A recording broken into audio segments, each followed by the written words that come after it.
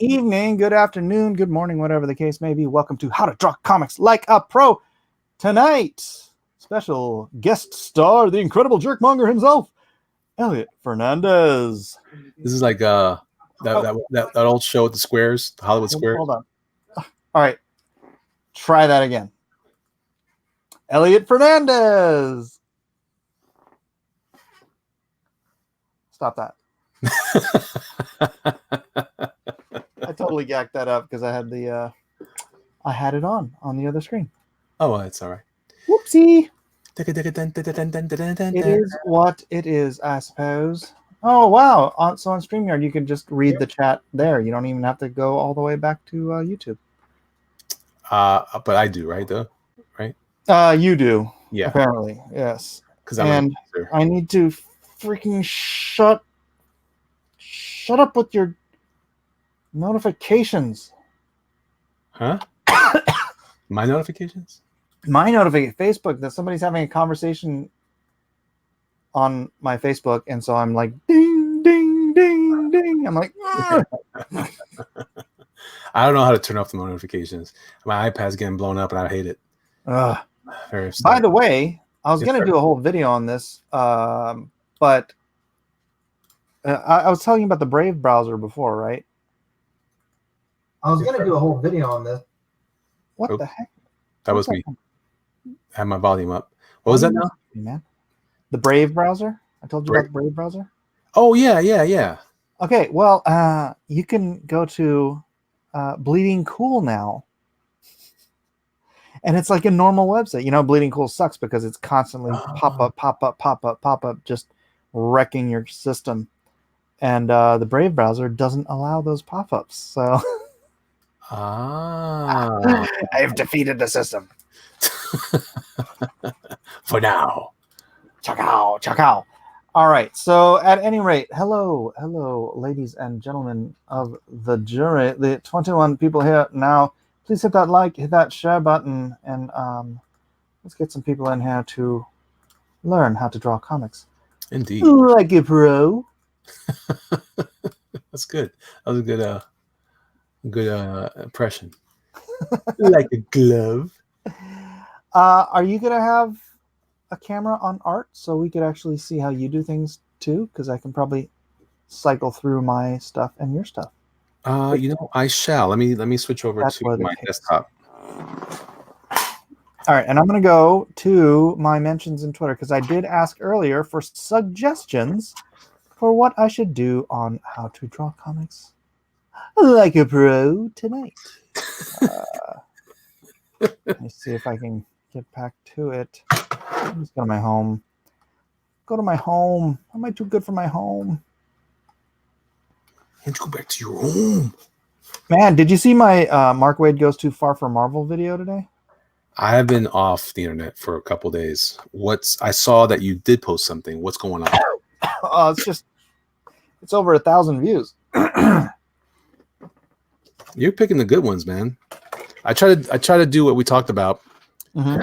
And I did an article. I did a story about a video game, and I really shouldn't have because I'm not that knowledgeable about that video game. You just got to do stuff that's interesting to you. I started to do this other article, and I played it in there. There's an article on CBR where they actually used my Marvel versus DC artwork. Oh, right. My big poster that I have of Marvel versus DC. And so I started to do it. I'm like, I'm going to do this just because they used my poster. And I start reading their article. And I'm like, this is boring. So I noped out on that real quick.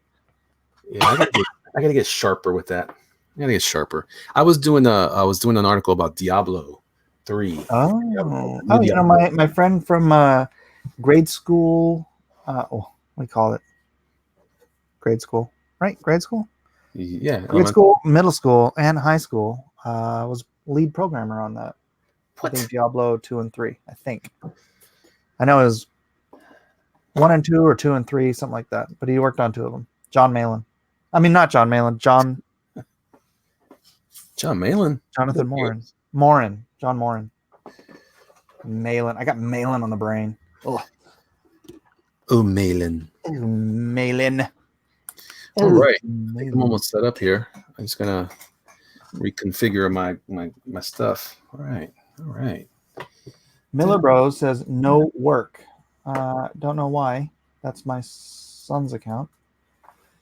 What, no work? Oh, bed. How to draw comics like a pro. Step 2, appear only after midnight when your powers are the strongest. I'm sorry it's late, okay? I was busy. Oh, here. Let me show you guys what I... File, open recent. Double page spread. There, you can see what I was working on. There you go. Oh my gosh. Oh my gosh. Again, I finished it. That's what I was working on. Again with the stuff watching I'll never Doug see. on Tucci's channel, finishing it up. What'd you say?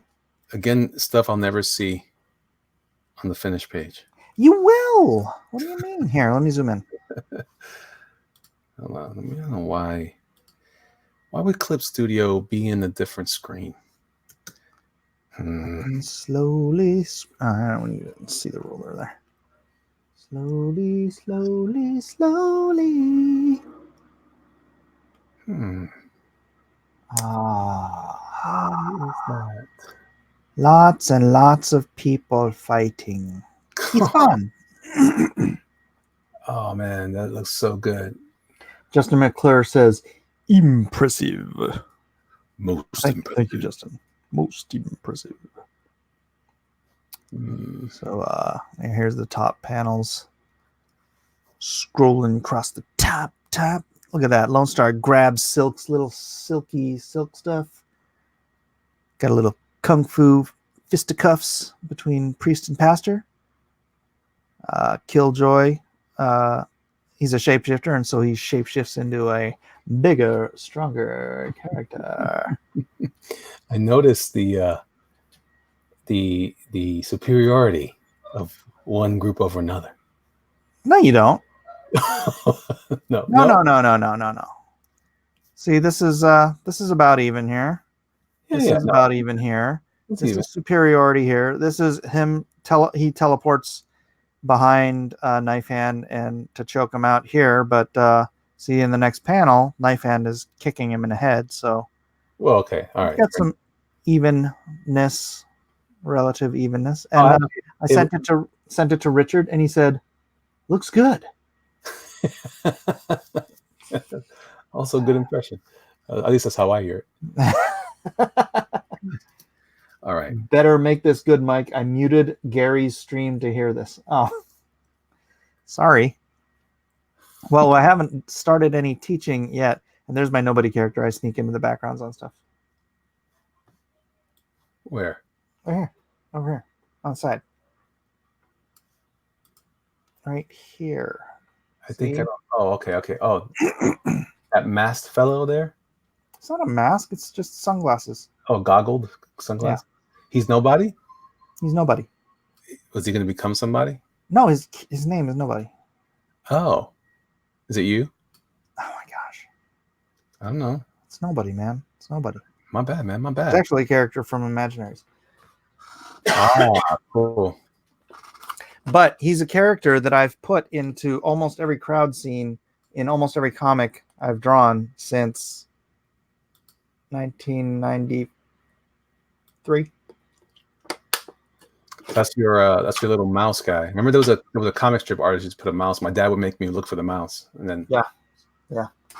What's up, Hikaru? Comic Bear is in the house. They're calling me out. I appreciate it, you guys. All you guys, I appreciate you guys. You guys are amazing. What's up, everybody? Yeah. All right, I'm gonna switch over to my Cintiq. All right, and then let's see. Let's go back. Man, my throat is really itchy. I think, you know what? My daughter got the whooping cough vaccine. I bet you she's giving us a whooping cough. All right. Shit, why? I just need that bloody link. All right. Any requests for my How to Draw Comics Like Pro video?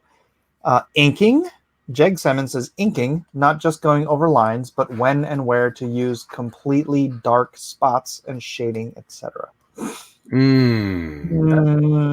That's an interesting one. I want to pass on that. Okay. Clothing and drapery. I've got 2 votes for clothing and drapery. Jeremiah Jones says your technique of being better than everyone else is really fun to watch. Well, that'll be with any technique we propose here tonight. Logos, the unsung corner of the cover, says Liam Gray.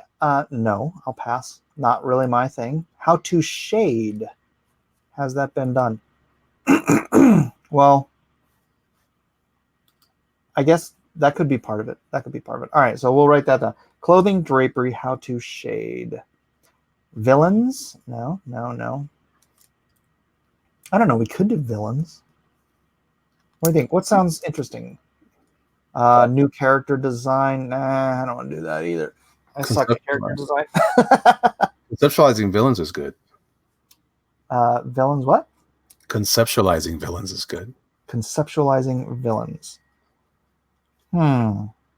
Or giving, I don't know. They're not really there aren't really necessarily hard and fast rules for villains, but I mean if there were, what would they be? I like the ones that were established in Unbreakable.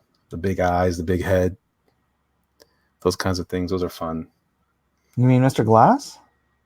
Well, he's the one that popularized it, but in that movie, he describes what made the villain look different from the hero, and it's when he's describing the piece of artwork that he's showcasing at the museum, at his gallery, to the gentleman that wants to buy it for his young son, and he kicks him out of the gallery because this is not for children, for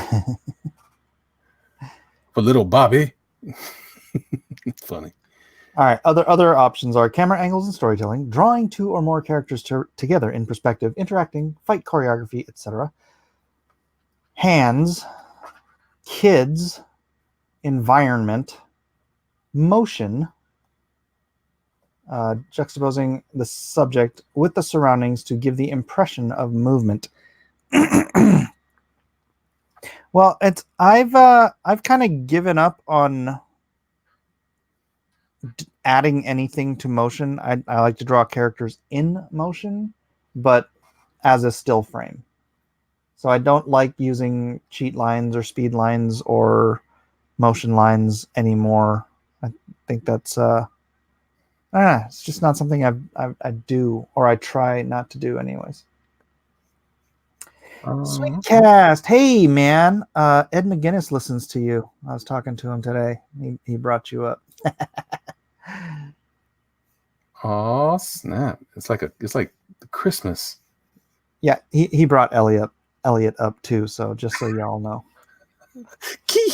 I told Elliot behind the scenes, but I didn't know if Elliot. I get all giddy. He's a little giddy. Oh boy, Glass was crap. Didn't see it. I thought it was crap. Sweetcast is glad that Ed listens. Right on. All right. Sweetcast, do you want to pop in here and join in? I know you're not an artist, but you can certainly add to the flavors. So what do you think? Draping? Was that boring? We need a topic here. Well, I mean, draping it's fun, it's interesting. I think we could draw a villain in motion with draping clothes.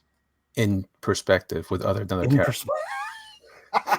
In perspective, fighting someone else. Yeah. Done. You basically just draw something. Well, I'll be honest with you. The science of the perspective, I understand the science of it, but I always get confused. When I have more characters than one. But I'm looking at these, watching these tutorials on this program, Clip Studio, and I'm like, oh, okay, yeah, that makes a lot more sense now. All right, good. All right, Sweetcast is going to bed, so he's not gonna pop in. That's all right. All right, so I'm just gonna knock this panel out, pop in a new one, and So what are you gonna do? Draw someone in motion? we're gonna draw. Good. Huh? Since the motion thing is good since you have such a hard and fast rule about it now. Okay, so I'll draw a character. I don't. Give me a suggested. Popular Punching, character? kicking, ducking, swinging. Well, How about Batman fights. He's always a fun guy to look at. You can also. Well, I don't want to do Batman. Okay. How about Draw a punch. Punches. then just draw one of the characters from I don't know, either your books or somebody else's book in the family. Draw Doom Kicker punching somebody. Oh. Oh. That's not a villain. No, don't do that then. Oh, you know what I can do? I can get rid of the red. Oh wait. Let me get rid of the red lines. Once there was a way to get back homeward. All right. While you do that, I'm gonna sketch. I'm just sketching. I'm just cooling down now. Cooling down. All right, I'm gonna blow up this whole screen. So, oh, look at all that. Oh, Wolverine swinging. That's cool. Wolverine swinging with his claws out. All right. All I can picture is your basic boring swing. So let me do something. What about the uppercut? Yeah, that's what I was thinking. Okay, boring. No. The other one was the boring one. So Edwin Boyes says, draw Lone Star judo chopping Elliot. You can draw me. I don't swing much though. I just sit in very, very still in this chair for hours on end. All right, so motion comes with your what do you? Oh my gosh. Captain America. No, the motion lines. I can't remember what they're called. The motion line. Oh my gosh. I'm a terrible teacher. Line of action. I don't understand what you're gesture. Thank you. Thank me. Your gesture might be blowing it up. So you throw your gesture lines in there, and that's how you decide where your motion is going to go. The direction of your character, the direction of the action of the character, all that stuff. Unless you're like Kim Jong-gi and you just start drawing at one point and finish the whole thing, and then you're like, how did you do that? Yeah. But so see how I'm throwing, this is the spinal cord essentially going up, becomes the base of the neck, and then the head is a circle that rests on top of that head. Crossbar the shoulders here, and then the gesture of the arm coming up as such, as so, and then the other arm. I love that your gesture is nice. I love that your gesture is nice and curvaceous. A lot of times people will try to draw gestures and they're just doing like skeletons and then they look real stiff. You already have energy and action in that. Just with the flow of the body, the way it's positioned. I'm hoping that makes sense to people who are trying to learn. All right. That's one dancing skeleton. Yeah, and then you put the old hipperoos in there.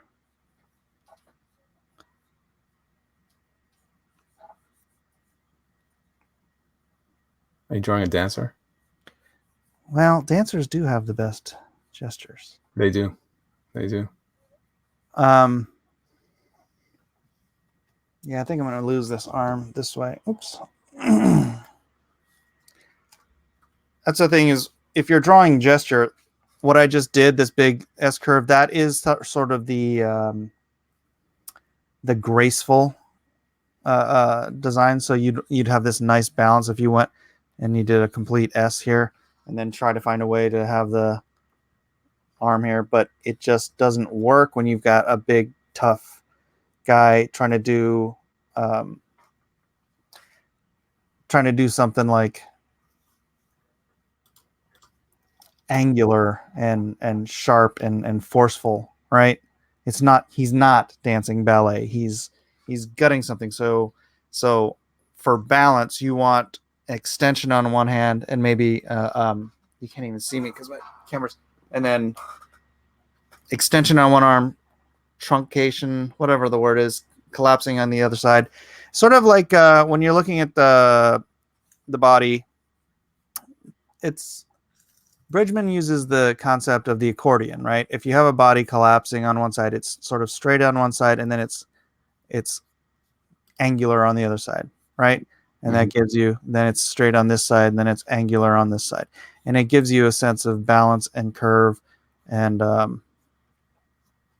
sort of the same thing here, I think, if you're going to have one arm extended out. It's sort of the way, like when you're drawing Superman or something, you have one arm out here, you have the other arm tucked in here, and then you have the opposite leg straight out, and then this arm or this leg like bent in like this. So when he's flying, dun, dun, dun, dun, dun, you've got your balance, straight, bent, straight, bent. And it's all about rhythm and balance and all that fun stuff. So here, say again. Rhythm is a dancer. That's all I'm singing a song. Go ahead. Yeah. So this actually makes it kind of weird because I don't know.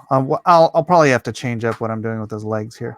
Well, it could be a pose like Superman's carrying a car over his head or something like that.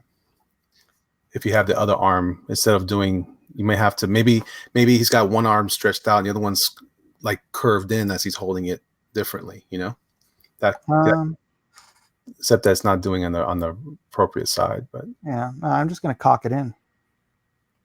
Full extension, and then this side is just cocked in. Yeah, there you go. That's fine.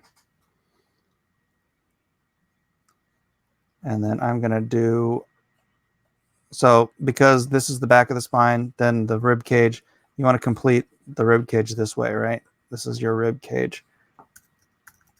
So you divide your rib cage up here. What drives me nuts is people copying Jim Lee.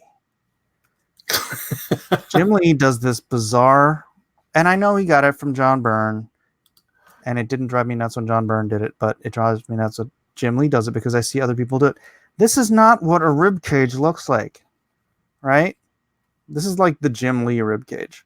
It's like this weird barrel here in the middle of the chest. That's not how rib cages work. Well, why don't you explain it?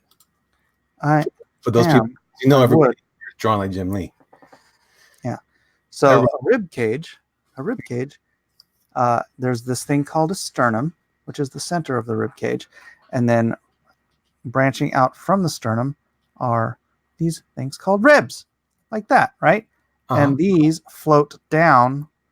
You actually have one rib that doesn't even reach all the way up there, usually. I think some people don't have that. And the sternum, I believe, is the sternum cartilage? No, it's not. It's bone, isn't it? It's bone, yeah. It's bone. It's bone. Cut it with a bone saw. Right. And then, yeah, the ribs curve around like this. Right. Into your spine. Whee! There's a spine there. I think I'm going way off a course of what the original concept was for this.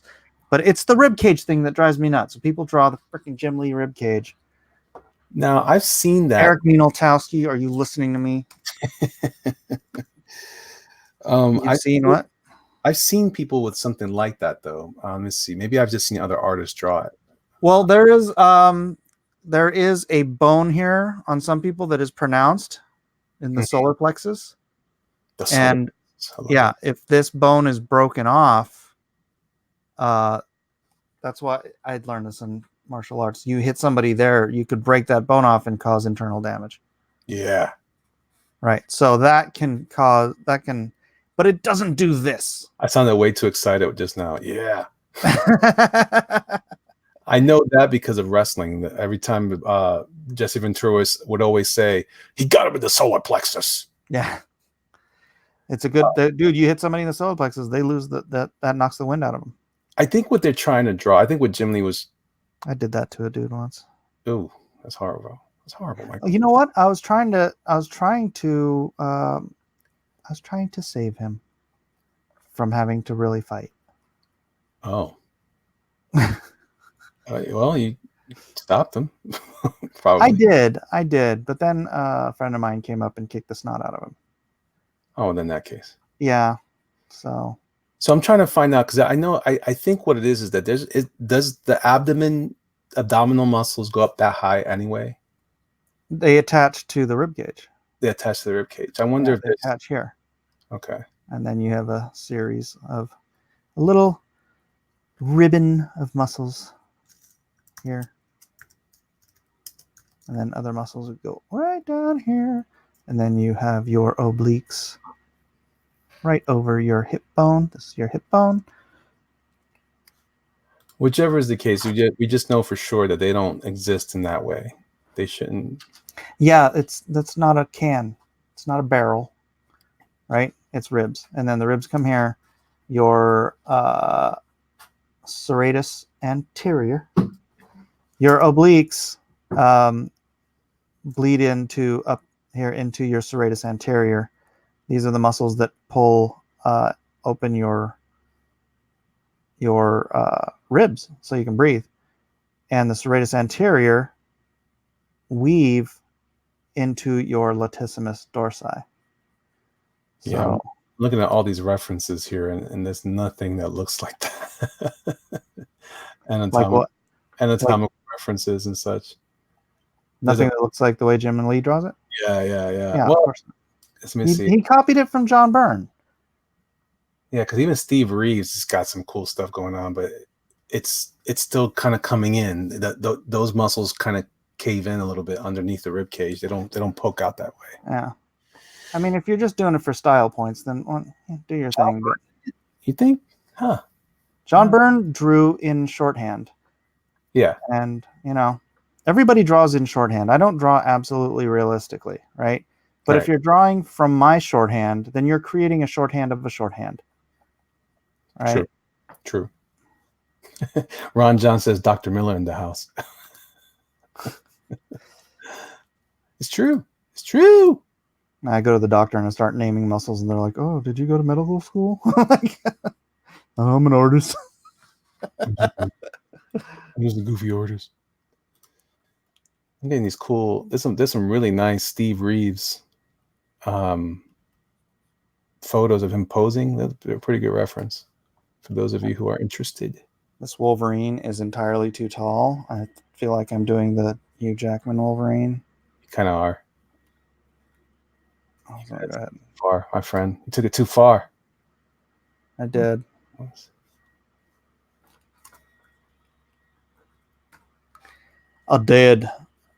thought we were doing a villain. How did we end up on Wolverine? I blame you. No, you decided not to do the villain. You just wanted to draw serratus the enter. I can't even say it right. Serratus anterior. Come on now. Serratus anterior. I didn't learn that. I didn't go to medical school like you. I didn't go to medical school. I know. I'm just funning with you. Yeah. I'm actually leaning more and more in the way I want to draw. I'm leaning more and more into like the Alex Ross approach, where it's just kind of hinted at the form, not so much tearing off the skin. I find that much more appealing anymore. Ugh, it's terrible. I hate it when people draw biceps like enormous, because that's how I draw. That's not accurate, right? No, they have to stretch there, right? Yeah, but the bicep is not a large muscle. The largest muscle on the arm is the tricep. Yes. So if you want big arms, and I didn't learn this from drawing, I learned this from my PE coach in high school. I learned that from feeling my own arms going, oh yeah, this muscle's huge. He's just like, if you want your arms to get big, you don't work on your biceps. You work on your triceps. That's right. That's true. I used to look pretty giant back in my young days. Oh yeah. Oh yeah, I used to work out. I was a bodybuilder for a while. I used to work out too. I was not a bodybuilder, but I could. What did I get up to? About I could bench 250.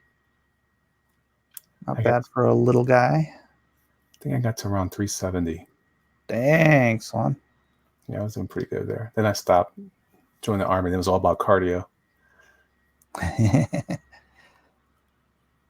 So yeah, Hugh Jackman. This is Hugh Jackman Wolverine. That looks really good though. Thank you.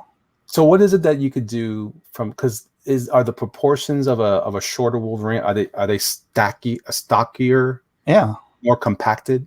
Yep. Is that the right term? Compacted? Yep. That is the correct term. So wow, his neck is way off over here on the side now. Well, that's because I was gonna have him do like an Elliot head. Yeah. I like that people are calling it Elliot head. Oh wow, that's good, man.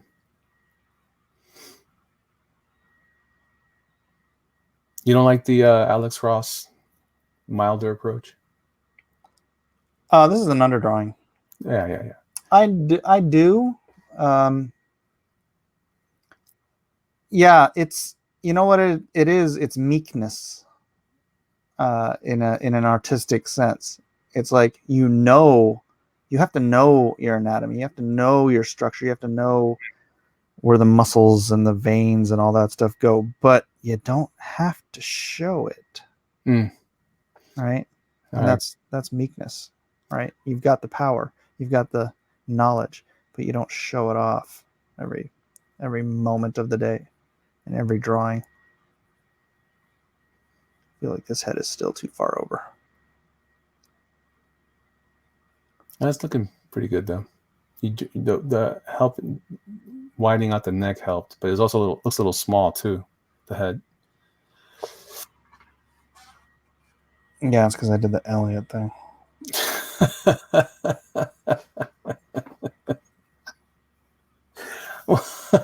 Well, you can, if you enlarge it a little bit there and cover up some of that base of the neck, you'll be in good shape.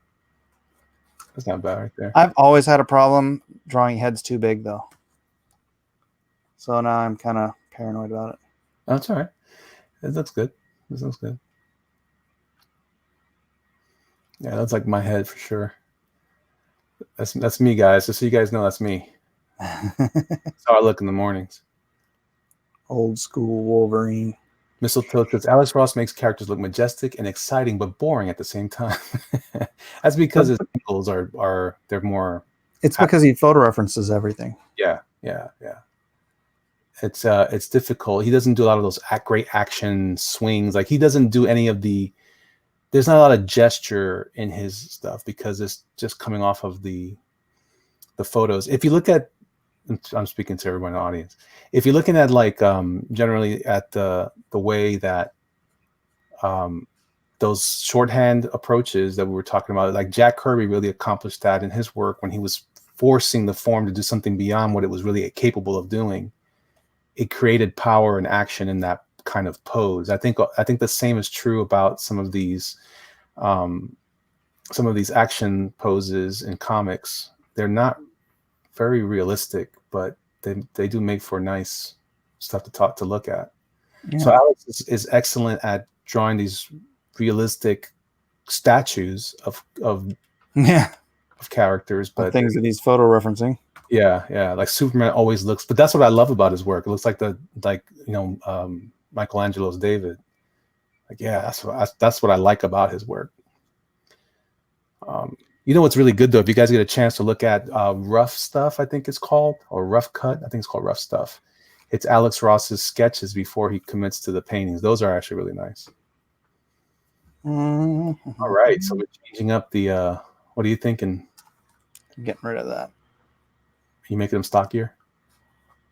I'm just trying to decide what to do with his lower half now. I don't like where it was. I think I might want to twist it around, have him come in forward instead.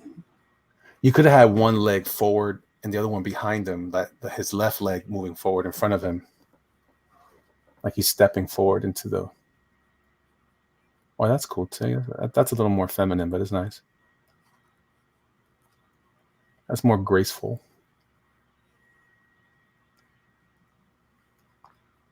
Alpha Proto says Alex Ross's superheroes are built like George Reeves. It's funny you say that because I'm looking at these images of George Reeves here. Sorta. George Reeves is exhibiting a lot more cutness. What would you call that? Not cutness. That's a stupid word. Cutness. He's showing off more definition in his muscles in these photos I'm looking at here. These are from 47. Holy moly! But he looks like Superman though. He looks like Flash Gordon. All those guys look like they were drawn after Steve Reeves.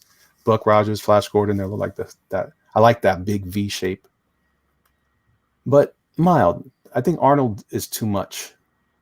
In fact, it's one of the things I don't like about Jim Lee's stuff is that everything's over the top, crazy looking. I don't like it. I don't like it. People must be hating me right now. People must be hating me right now for my dissenting opinion of Jim Lee. I started it. No, I know. But this is your show. They'll just focus their rage at me. Yeah. So everyone forgets. Now I don't like what I did with his other arm. The behind him? Yeah. Because he looks very Superman right now. Yeah. All right, I'm changing it from Wolverine to Superman. Done. Very good. But then now, so what's your opinion? I always liked Bruce Timm's commentary on Superman versus Batman. That Superman not needing to work out because he's what do you call it? He's already strong. Mm-hmm. It's more of the barrel-chested approach. Versus here's the reality is that Superman should look like a waif. Yeah, pretty much. Yeah. Superman cannot build muscle on Earth. That's right. But I like him being big though. He could be big and like burly, just genetically. That's fine with me. Just genetically, like he's had too much pasta. KS is saying, Ellie, are you looking at Steve Reeves or George Reeves, aka Chubby Soup? I'm looking at Steve Reeves, man. Come on, man. I know my Reeves.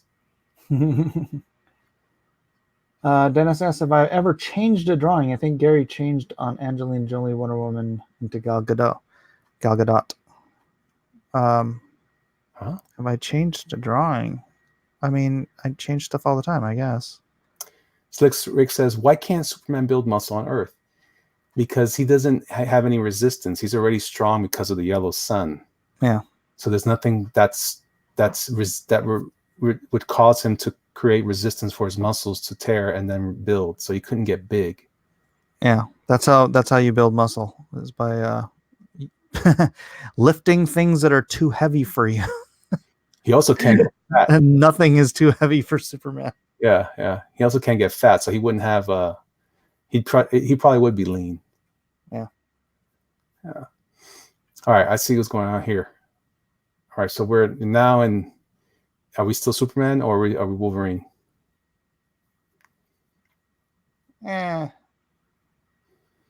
Now, some of these things that like you're pointing out that some people do that you don't care for, some of that is just creative license, and that's okay. But if you're a stickler on these sort of things, no bueno. Yeah, I mean, obviously, I don't do perfect anatomy either. It's just that the barrel chest thing drives me nuts. Slick Rick says there's got to be a difference for him to lift something.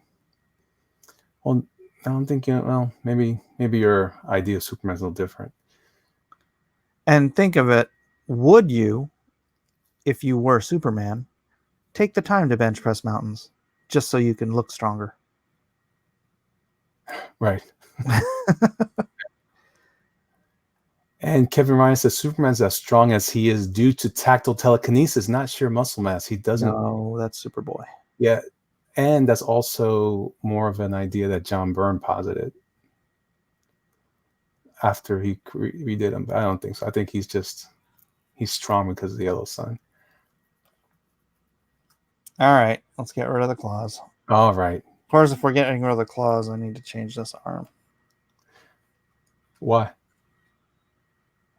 Because if it's Superman, he's not going to be like... He could be punching a bad guy in the face in the chin, uppercut style. Yeah. Well, then I'm still going to change his arm. Was okay. Last Crusader lost his cat says boo. Oh well. Repetitive motion says Mecha McCheese for $2. Want to read that or you want me to read it? Go for it. Repetitive motion at low weight still builds muscle. Yeah, but not that kind of bulk. It couldn't build that bulk. That comes from heavy lifting, heavy weight. Yeah. You would get lean muscle, not mass, not build mass. Oh yeah, Michael Richter comes. It builds definition, but not mass. There you go. Thank you, Michael Richter.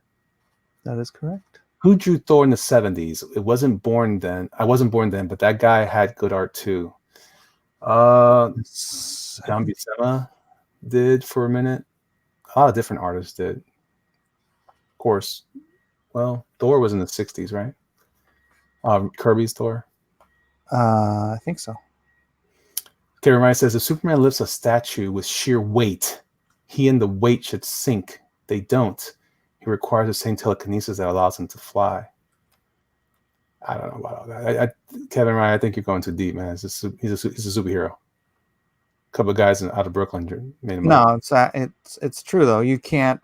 I mean, what they did in The Boys. Did you see The Boys? No. Oh, well, there's a scene in The Boys where they're like, "Hey, stop that plane." He's like, "What do you mean stop it? There's nothing for me to stand on to hold it, and if I tried to hold it, I'd just punch a hole through the middle of it." It's like it was like all realistic about that because yeah, you couldn't just, if you're flying, you can't stop something because there's no force between you, and you might be able to make your own body fly, but you're not going to be able to like push something up into space. You know, unless someone writes it that way. Yeah. Actually, that's why I like that scene in Superman Returns when he's stopping the plane. That's probably the only great scene in that movie. Stanley says Stanley used to say Superman flies with no visible means of support, mocking DC. I don't know. He's a genie, man. He's magic. He's magic. That's the only way you can really accept Superman, if you just kind of take it. Oh, it's just all kinds of things all wrapped up in one. Yeah. Like I had this idea for a Flash character, or I was with the Flash, but he dies the first time he uses his powers because he sets himself on fire because of friction.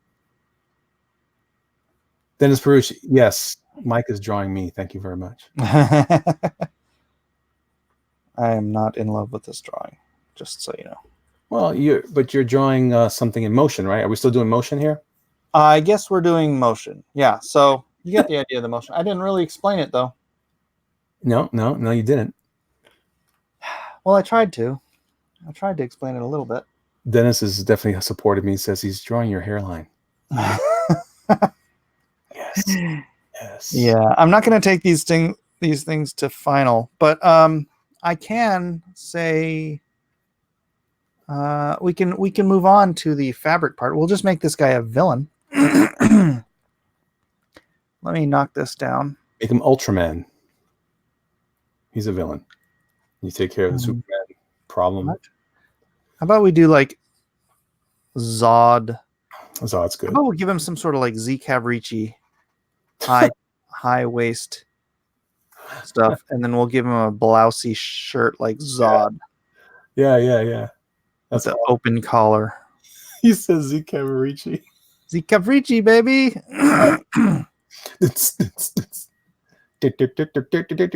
House music all night long.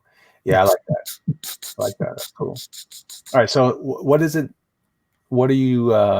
So you're drawing stuff now, and people are wondering what is he drawing because you didn't quite go that far. I'm drawing motion, and now I'm working on fabric because these were two of the things that people were asking about. So for fabric, well, gosh, he's in motion and he's got fabric on. Yeah. Make it hard for me, why don't you? If you're doing blousey, which I'm doing, it should follow the form of your action. So if he's doing an uppercut, the blouse would sort of be. That is what is nice about doing sort of blousey clothes or dresses or capes, is you can indicate motion through the action of the fabric, right? That's So you've got blousey, you've got it kind of swooping in, right? Mm-hmm. You've got it bunching up in the cracks and the crevices. And then remember that it is still ultimately laying down on top of the form of the body.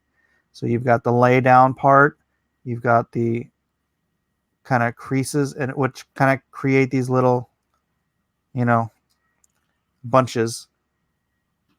And every fabric has its own bunching. And like the thicker a fabric is, like the rounder, the bigger the rounder, or let's see, what kind of fabric has just maybe like a stiff leather will have like more angular folds. That's and all. whatnot, right? Yeah. So really, it's the kind of thing you're gonna have to study. Like you can't just use my shorthand to show you how to do fabric. You're gonna have to look at different fabrics, otherwise, because you don't want just all your fabrics to look the same. You want your boots, when you're doing the folds on a boot, to look different than the folds on a silken, shirt or whatnot. So True. It's true. do it sort of like that. You do it over here on this side as well. So you have this motion here. Here, this arm would be going back. So I would be trying to find a way to start it from the elbow to make. Gosh, this feels like. What's that guy? That one anatomy book that I can't stand. Burn Hogarth. Yeah, Hogarth. And then it's bunching up again in the armpit, right? So it bunches up in the bends, in the pits, except for this pit is being extended out, so you're not going to be focusing on the bunching there. But in the bend, another pit, that's where you're bunching up. And then again, actually he's twisting his body this way, so I might be wrong here. Well, it's two things happening. He's got that going on and the pulling the other way. Yeah, his body's twisting in this direction, right? So you're gonna want his clothes to bend in that direction too, so you can feel his body sort of winding, right? Mm-hmm. So that you can feel the force of this punch through the motion on the clothing and the folds. So the folds on his left, which is underneath his left arm raising up, mm-hmm. still move to his right because his shoulder's pulling back, but it's also still going up in the direction. It's like if you've got a square here, right, and you turn the top this way, then this part is going to come over here, and then it'll twist this way, right? Contrary. Mm-hmm. This part will be over here. So same thing here. This curve is what I'm applying here because I'm twisting his body this way.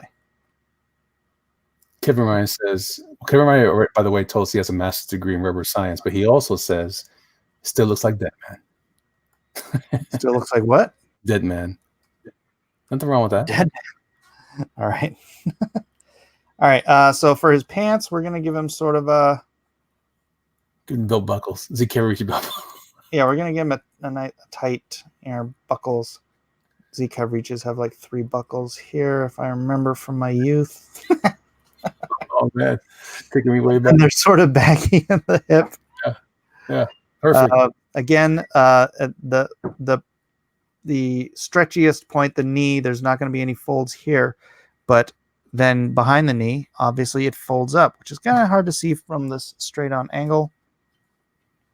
But again, you're bunching here because you're bunching into the crotch area. Right. And then generally speaking, you're bunching up like this. If you're moving around, right? It's always aiming towards the crotch because that's where it's your hips, it's your legs. It's all where the legs and that's the fulcrum point. That's the fulcrum. Thank you for the word. Right. So then again, this side, same difference, same thing, stretches out here. If your leg is stretched out, then you're going to have usually a little bit of a buckle in the fabric around the knee area. Depends on what kind of, if you're doing boots, like say boots this high, let's do like these kind of boots. Actually, let's not, because I want to do the folds in the leather of the boot too. Yeah, like Han Solo boots. Yeah, so let's do riding boots. Let's do riding boot height, and then obviously the pants are going to bunch up a bit into the boot, the boot, It's a and boot. give a little shape to the knee. Sorry, this isn't as exacting. When you have material coming to a bunch, it'll say you have gravity, you've got a point of support here, and then it drops down, and then if it's got a bunch up here, at the very lowest end, it's going to bunch up in sort of little waves, right? Little folds that fold in on each other. This isn't exact, but it'll think of it like pouring chocolate. You pour chocolate and it kind of goes like that, and it kind of flattens out, right? Now I want to diet. Yeah. Your folds will get tighter and tighter as you get down to the bottom. And again, this is based depending on what kind of material you're doing, and this is obviously not perfect. It's just sort of a concept. So like folds can be like here, here, here. I mean, look at your own clothes. Yeah. Right. Fold here, but they will bunch up towards the bottom. And that looks horrible. I don't know if I'm getting what I'm trying to teach across. No, that's more or less right. It's just like an accordion effect. The folds are folding, they collapse on themselves. Right. Creating waves, or so to speak. Yeah. And so if you have leather, this is going to be a stiff leather, right, for boots, or maybe a supple leather. Supple. It's stiff. You're going to have, well, not necessarily, but say if you are bending this foot so that it creates folds here, it would do the same thing, but on a sort of a I just kind of do this sort of a tighter thing. You don't want to just over exaggerate. You don't want to be like, oh, leather and wrinkle. No, it doesn't do that, because not all of the boot, not all of the leather is going to be folding in on itself. So I will also usually do a little bit here, even if it's just a single line for gesture, but little folds here, just to indicate that the toe does like to go up. That's right. Foot. So right there, you're going to have a little fold there, and then a little fold here, and then that's a terrible foot, but you know what I'm talking about. Choo! It's like something out of Josie and the Pussycats. Okay. And someone was saying that they wanted me to do some hair. So yeah. Why don't we? Well, make it look like Zod from Superman 2. Or He's one. Got a widow's peak. Well, to do something different than the hair, but give him the beard though. You want me to draw a beard? No, don't draw the beard. Kneel before Zod. This is young Zod before he got the beard. Actually, is the one from the movie. From Terrence Stamp. Is it Man of Steel? Terrence Stamp. No. No. Oh, you mean Michael? Yeah, that guy. What's his face? Michael something. Michael something. Yeah, I like him as an actor. Michael Shannon. Shannon. Yeah. But I hated him as Zod. Yeah. I didn't like that movie very much at all. No. I was very vocal about it too in those days. Oh, you got me drawing the ear different now, by the way. Thank you very much. Oh yeah? Yeah, I'm drawing it like that now. I taught you proper. It was the shorthand thing though. I was like, I like that. That looks like a cool way to draw it, like cartoon style, but yeah, it's not cartoony, it's shorthand. It's shorthand, but it's right. It is the basic structure. Everybody's weird. Some people, they have longer ears or whatever, and they may have, different parts, and it may like go like this and just kind of look like a weird thing like this. But it's all still basically it's a curved Y. Yeah. And then you have this curve into that, and then you have some people have one lobe, some people have two lobes. It's some people have a lobe that sticks to the side of their neck. My brother's does that, but it's all the same basic structures. I like that. That looks good. Yeah. All right. So let's give this guy.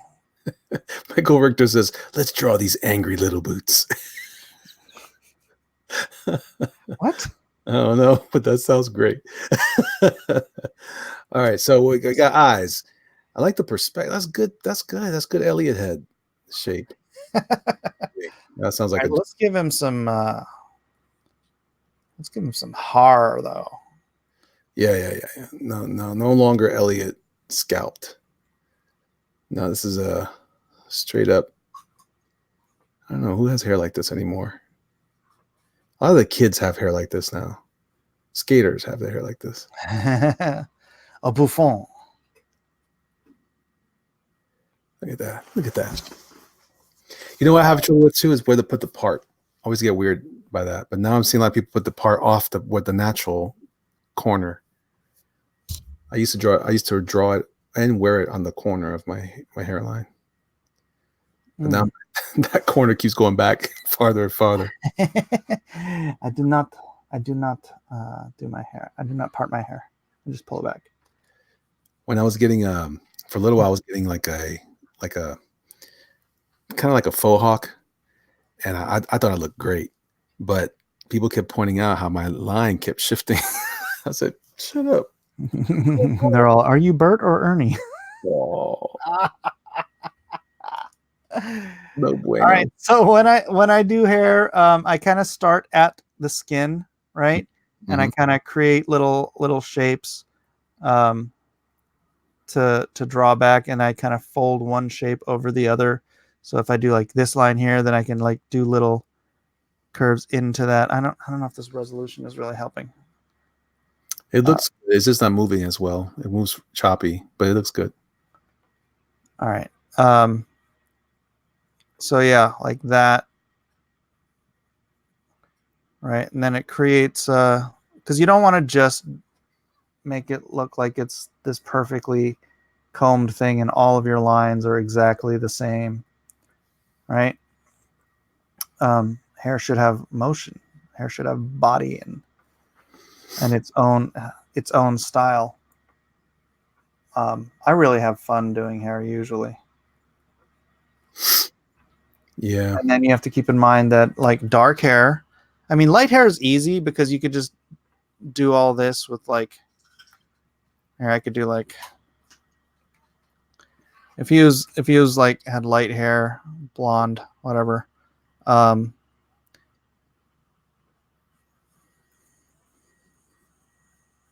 you can then primarily just do a couple of lines, right? Right. And it saves you a lot of time. I should make more of my characters blonde. It does save you a lot of time because you're doing less details, right? I mean, I could take that right there and ink it, and it would make sense. But if I'm doing a darker haired person, then I have to keep in mind that hair has sheen to it. So whereas I'll do, say this is a section of the hair here, one side will be dark, the other side will be dark, and then in the middle you'll have a little sheen, an area of sheen, and you try to keep that in mind as you're doing. Then you do little darker patches, because you're giving, you're using shadow to shape the hair as well, right? Yep. And then in the back here, where there's no direct light source, you can just fill this whole area in. And you're still giving it motion with all those highlights too. Yeah, you see right. All that stuff, yeah. But you have to keep in mind when something bends like this is an S shape, right? It's gonna have a sheen here.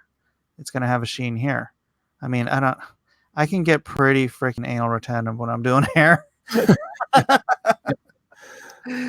I'm not saying everyone has to do that, but yeah, in an ideal world, when you're just paying attention to that, then all the little chunks of the hair make sense, instead of you're just like trying to do a big shape that looks cool. You're actually trying to make the sheen and all that stuff work and have a real sense of body and light, and reflection. I did that when I first figured out the hair. I was doing cards and I was drawing Spider-Woman, doing the ink lines that I do with my little brush, my Pentel, and I did the other side coming in a different ribbon of hair, a different patch, and that's where I started to and then I started just going. It wasn't perfect then either, but it was a good start to that, where I was doing the one side and then I would do the other side. Each ribbon had a contrasting direction for the sheen. Like one side would be cut because some of it would like run across the other ribbon. It would get cut off and create the black shape that makes the middle highlight. So it's a fun way to do that. P Money says, "Pay Eden, pay Eden, pay Eden." I'm getting Eden a phone. Be quiet. That looks good, man. That looks good. There's Joe 47771. We meet again. Joe, were you in the auction stream? Right, you were in the other auction stream. Yeah, there was somebody who's having it like they do a Tuesday night auctions and they sell just comic books. Oh wow. Yeah. Oh wow, that's fun. This is slowly turning into Hank from Doomkicker. Yes. Yes. No, my Hank doesn't wear blousey shirts. Everything's tight on him. Well, what if everything's dirty? Well, All right, my Wacom tablet has decided to stop playing nice. Well, that happens sometimes. It'll come back. It always does. So Kevin Ryan says, I still want to hear an explanation of Harry Osborn's hair. Seriously. He has thick, nappy hair, and he's got an S curl. Kind of like Shazam or Captain Marvel. He's got an S curl also. This is dedicated to my ex-girl. He puts on a do-rag on. Dude. All right, so whereas if I am doing, I'll just do this on another layer.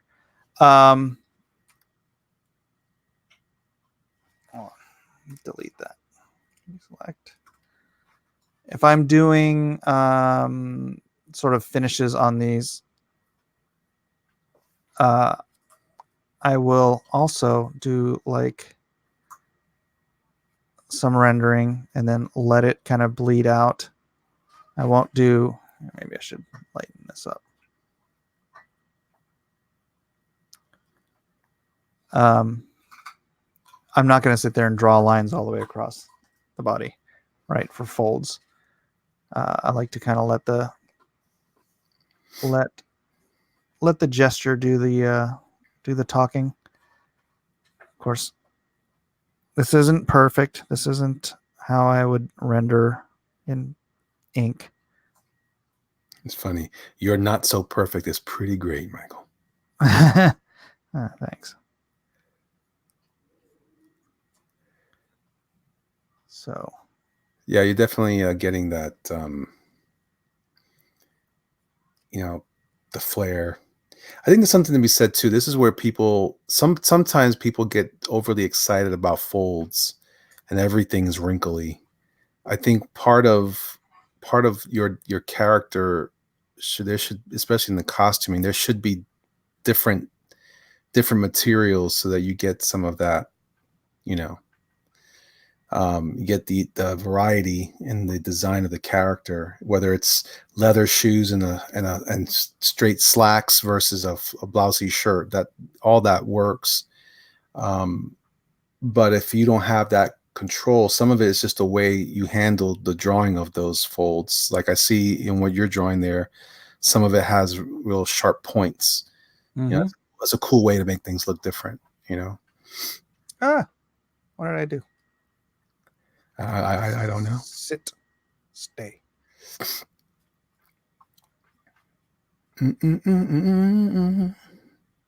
So I don't even know if the person who asked for folds is watching, but maybe later I can just post it. McFarlane did do a lot of folds, right? Brother, I didn't pay attention to McFarlane. Even the spider webs was like extra spindly. Well, yeah, he did the spaghetti. Yeah, they were interesting. Created the whole spaghetti thing. So yeah, it'd end up looking something like that. Yeah, and you can leave the rest for color. I don't know. Should I do the whole thing? if you want to. Otherwise, the show's over. Otherwise, the show is over. Oh, we can move on to something else. No, well, that's up to you. It's up to you. I like that. I like that a lot. I like it a lot. Aunt May, I read Michael Fassbender. I don't know Wait, why. what? I keep reading Michael Fassbender when I see. I think it's because Michael Richter wrote Aunt May was a trendsetter, and I just see Michael Fassbender. Everyone's excited about the pay Eden emoji. I'm more excited about the cold 2020 emoji.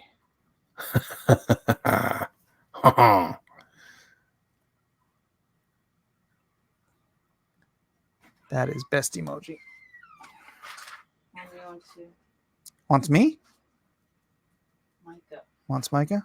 Did she bring food home? Mistletoe says capes. Or capes? Capes? Capes are, I think they follow the same thing. It depends on where the cape is attached. Like on Superman, if it's over his shoulder, then there'll be a bunch. If it's tucked in his shirt, like some people draw it, then it'll be bunched up and all those folds will happen inside, and then they get broader as they move behind him. Ooh, I like that blousey shirt. Look at that. Look at the motion in that blousey shirt. Pirates of Penzance. Pirates of Penzance, baby. What do you use to draw digitally? I am using a old, beat up, busted up Wacom tablet, and my pen doesn't even have the rubber on it. This is what happens. My pens. So JoJo destroys everything with rubber on it. Man, I've gone through like 4,000 sets of earbuds because he just pops it off and chews on them, and I can't get him to stop. No level of discipline will stop this boy from destroying everything with rubber on it. So my pans ain't got no rubbers on them. Wow. Yeah, I know. Comics Bear says, "Oh, Bitcoin." How's Bitcoin doing? Bitcoin. Doom. Let's see where Bitcoin is. I'm not worried about short-term Bitcoin, man. Coin. I'm just curious. Market cap. It is at $10,117. Yeah, it's been pretty much going sideways for like 3 weeks. So, I mean, it's ups and downs, but pretty much sideways. Not worried about it. Ain't worried about it. It is the future, whether you guys agree or not. Last Crusader Lost His Cat says, I have questions about those sternoclavicular joints.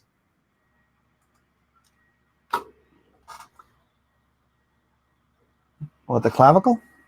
I know. I'm like, that's all I hear is clavicle, but and then sternum. Is that another word? Right here. You mean where the clavicle meets the sternum? What's the question? Sternum? What is the question?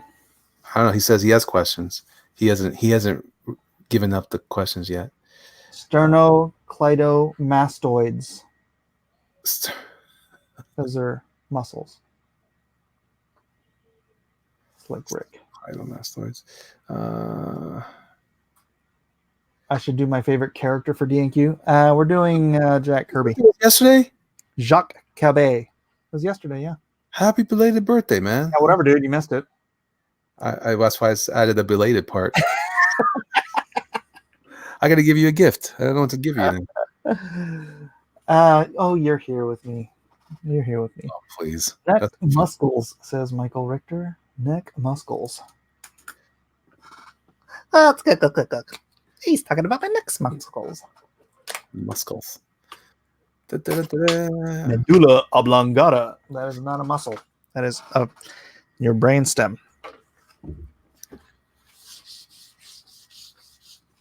I like that word though. It makes me happy. Oblongata. Give the gift of Bitcoin. Hey, you know what? I'll take that. I'll take that tablet. What tablet? You're gonna give me something for my birthday. My iPad? Yeah. It's not my birthday gift to your birthday gift. Circle of life. Circle of life. All right, let me try to do a cape here. Capes can be tricky. I don't think I do the world's greatest capes. But let's say we're doing the Iron Cross, right? It depends on the weight of the fabric, though. That's a part that people, most of the time, people draw capes like they're made of silk, and those are not very effective capes. I wouldn't want to wear that. But what I actually like to do when I have a character wearing a cape is a lot of times I like to have him holding one part of it, because that way I can have a nice bunching area, right? But holding. Yeah. He is a Nazi and he's holding the cape. That's what Nazis do. They hold their capes. Oh, salmon. So yeah, the cape obviously go under his knuckles here. He's holding one side, but then the other side of the cape can be draping. Now you can do old school John Byrne way where it's just everything's like that. But who does really good capes? Adam Hughes. And I can't do them like him. Or Lee Weeks does a good cape. Huh? Lee Weeks. Lee Weeks. Yeah, we draw Superman great. Although Garcia Lopez's Superman cape was awesome. Very billowy. Depends. Right. It depends on what you're trying to accomplish. All right. So he does not do good capes. Sorry, I got a little carried away there. So I can lay down. Well, okay, this is what I do. All right, I will lay down like general lines here. I don't like doing just like I said, the shorthand, just very simple strokes. So I'll sort of do bendy lines here so that the cape can have folds within it. Right. So this is creating a fold here. This creates a fold like that.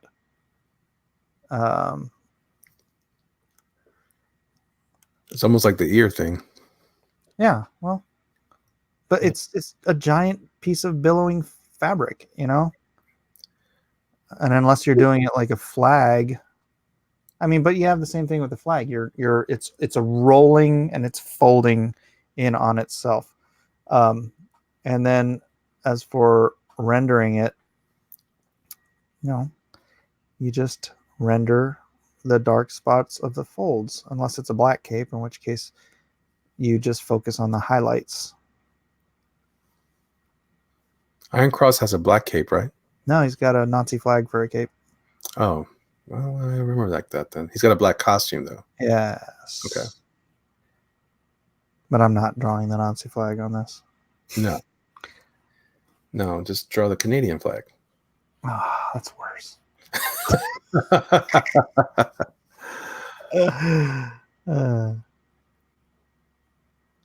I'll tell you what would be an interesting one these times. I don't know if you've done it yet or at all, but the veins going into the arms, those are always tricky to me.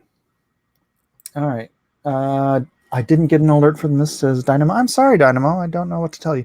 All right, let's do some veins for our friend Elliot. Yeah, veinage, because it looks like veins in a cape.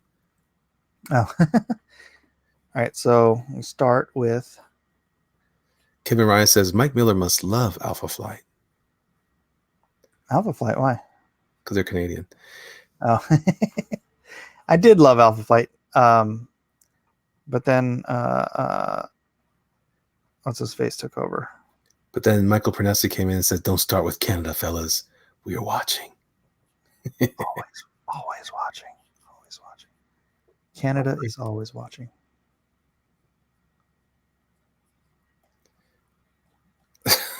Rhaegar Targaryen says, nothing beats a clearly drawn transversa spinalis. I don't know what that is. That sounds cool. It's one of our little toys.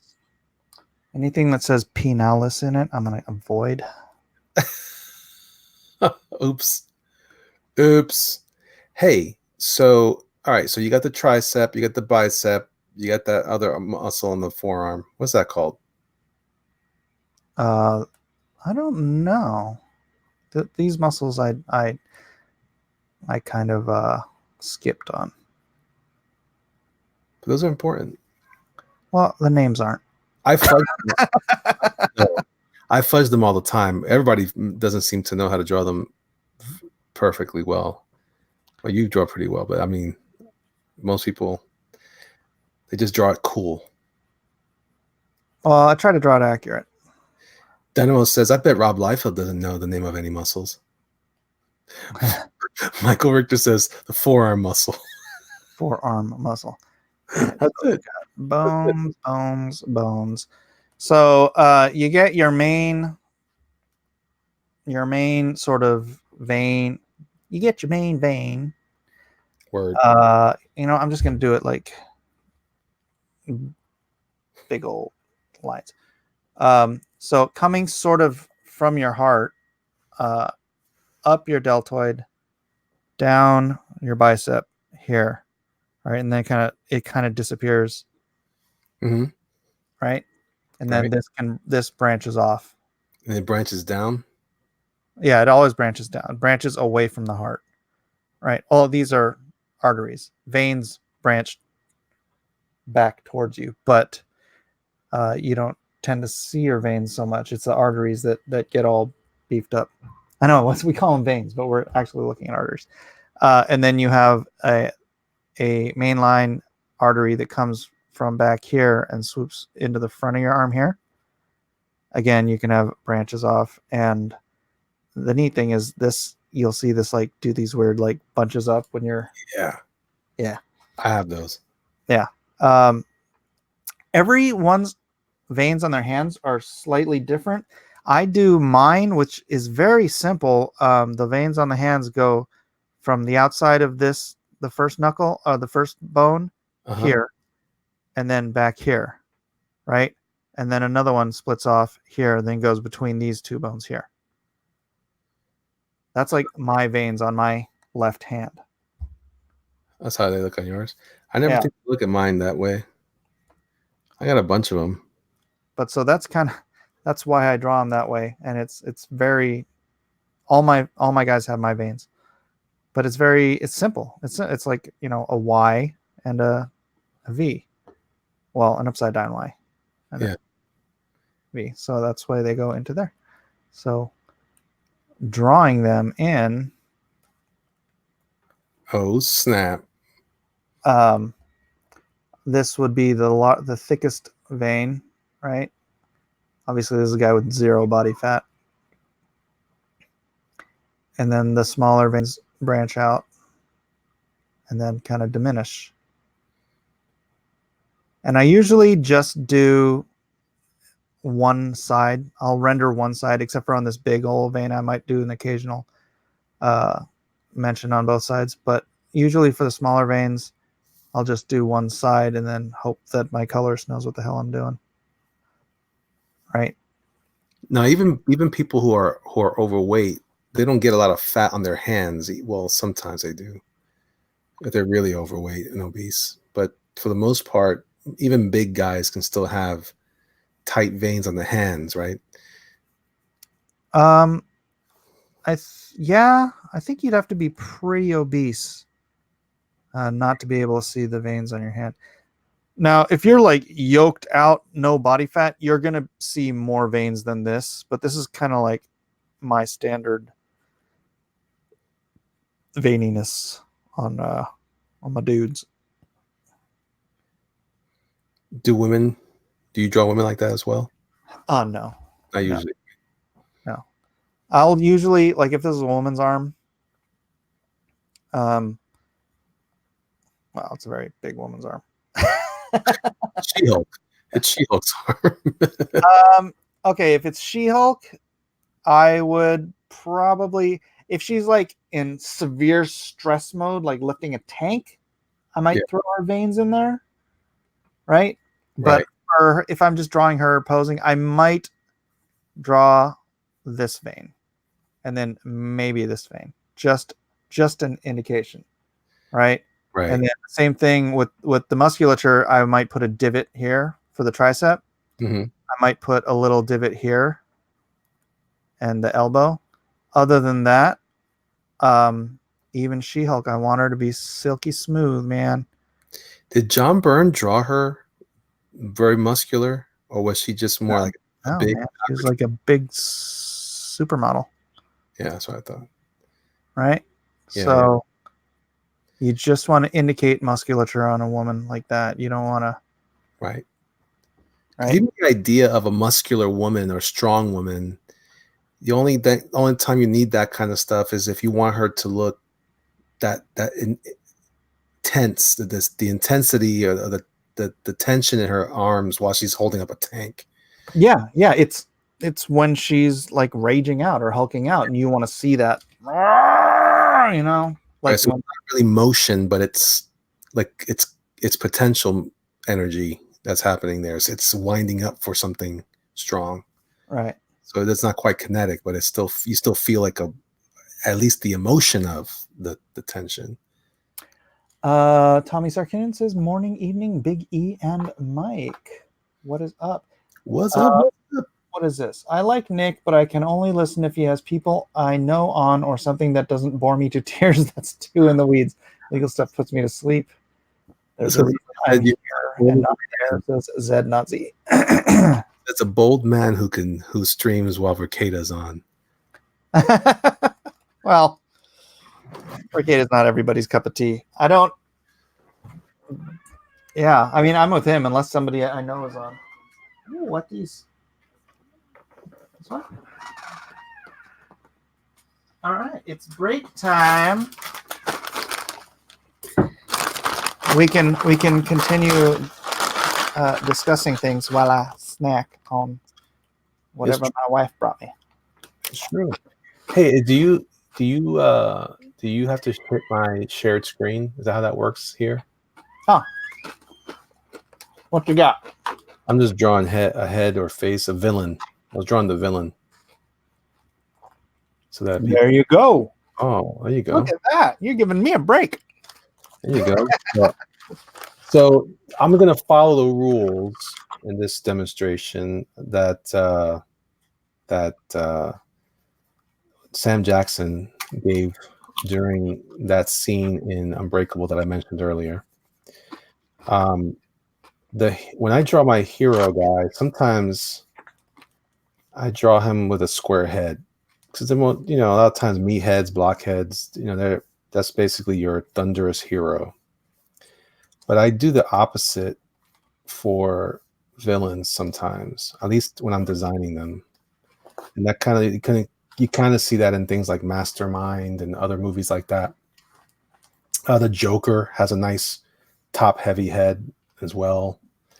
Who else? Who else falls into this category? Muscle guys don't like Doomsday doesn't have that. He's got a muscle head. No, of course not. He's got this because he's a gigantic. He's like the anti-Superman or the Superman killer. Yeah. But a lot of your brainy guys, I'll draw them with large craniums. Brainiac, yeah, Brainiac. So, and I'll give them big ears too because they got to hear well. the leader, Sinestro. That's a lot of them. Sinestro in particular is a little weird about that though. Like, why do you have to do that? And then I'm always bothered by Sinestro. Like, if when he was born, does his mother know he was going to be evil to name him Sinestro? Or maybe it means something else on his planet. Yeah. Well, that's like the S, meaning hope. Maybe they thought he was going to have a big nose, and they were naming him Sinestro. Rhaegar says egghead. Yeah. There you go.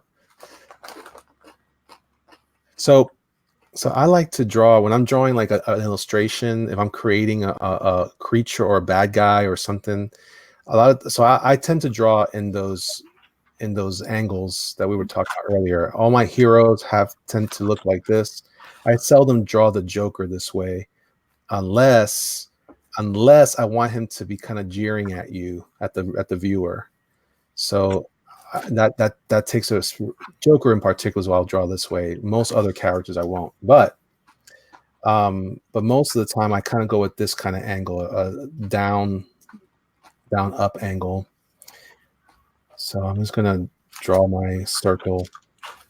I'm gonna slice off the part of the apple like J. Scott Campbell taught me in his sketchbook, or I learned from all these other animator guys. And I like to draw the cheekbone rather out a little further, and it helps to kind of draw that triangular shape down. Right now. So you don't use a typical Loomis structure? No, I don't. I've only I studied some of the images. I haven't really read Loomis, so I saw that Scott Campbell does something very similar. Jim Lee was supposedly learned from Loomis, but I don't see it. Maybe I do see it. I don't know. I give Jim Lee too much trouble. I mean, if I'm drawing a skull, even I still follow the same rules. You guys are getting a masterclass up in here, and you're not even paying for it. I know that's right. Let's see. Captain Hill says, Blacklist Universe, do you guys think Jack Kirby be considered a top-tier comic artist if he was drawing now, being the style he evolved considerably? I don't think he would, because I think he is a top-tier artist in history, but today's standards are way more about detail elements that were not expected back then. However, if Jack Kirby were a young dude who got hired at a studio like Wildstorm back in the 90s, and they were paying him $1,000 a page, rather than him trying to squirt out 3 or 4 pages a day to make rent, he may have developed into something completely different. That's true. And these are huge tortilla chips. Look at the size of that thing. You can surf on those. Yeah, I'm definitely a simplicity guy. Although I tend to, because I learned so much. A lot of my studying of art, comic art, came from the 70s with John Buscema, and whatever, and Barry Windsor Smith on Conan and stuff like that. As I got older, I did fall into the 90s image thing. I regrettably did that. I haven't been able to get out of it since. It was too much flash and not enough substance for me. But it did impact my work, though. So I still. But that being said, All right, so I'm drawing this thing here. So the guys I'm in love with now are some of the guys like Chris Somney. Um, not so much. I love Alex Ross, but he's not one of the big deals to me. I love Quietly for those reasons too. For the same reason why I like that Ross doesn't draw every muscle. All right, so I keep wanting to use my fingers to enlarge this here. Well, you should draw every muscle. You just shouldn't necessarily render every muscle. Well, huh? Yeah. Huh? Sure, Huh? sure. Well, I know where they go. I block it out like that. Like more like a. See, I learned a lot more practically. I didn't. Not that I think the information is richer with Loomis, but I practically learned more because I spent more time looking at his books from Bridgman, and a lot of his stuff was just more blocked out. So I didn't delve that deep. But for my own purposes, though, because when I used to work out, I did try to. I used to learn about the muscles from touching like digging into my own arm. Like, where's that muscle go? Like, oh, okay, I feel it now. Okay, that's where it should go. Oh, all right. But God forbid I didn't have enough muscle definition. I'd be in trouble. So it only worked because I was working out. Jeez, have you seen Paolo Pantalino lately? No. Dude looks like the freaking Hulk. That's like Corey. I mean, Corey Hamster's like that.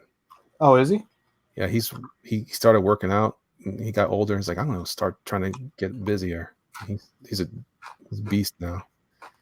This other guy too. There's a guy I like a lot. He has a very Stuart Immonen style. What's his name? I think he's from Brazil. Oh, I can't remember his name. Anyway, I like him a lot. He's a good guy.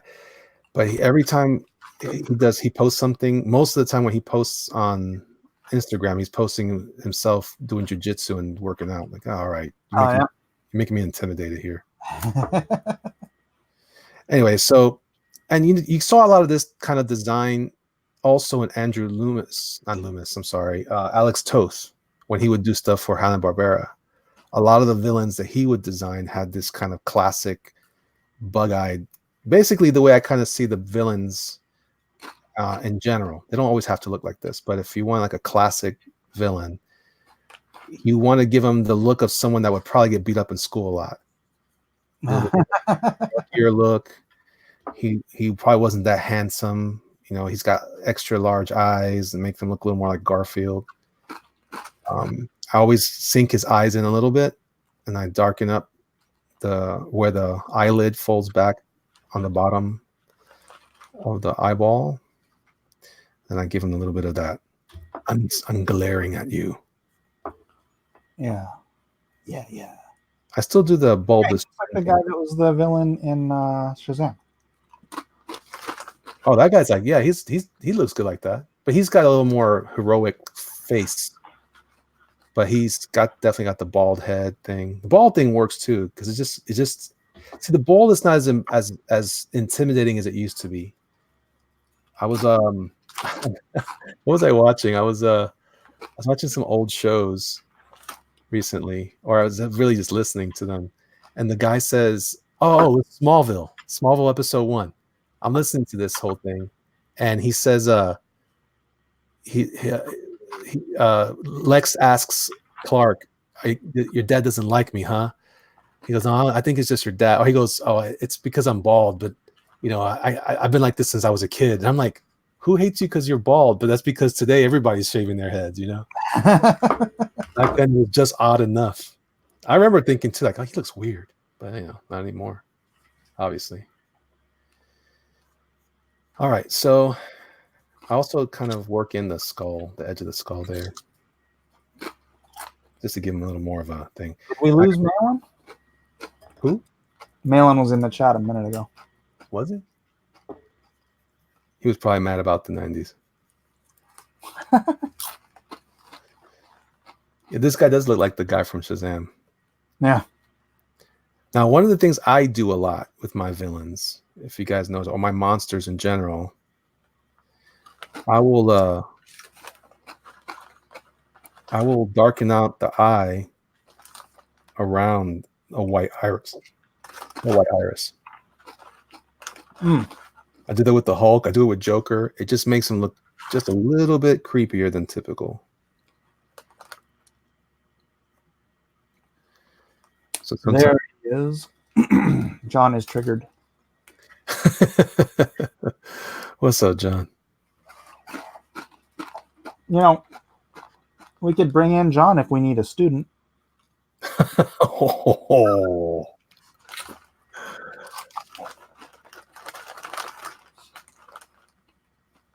Wasn't somebody asking earlier about inking?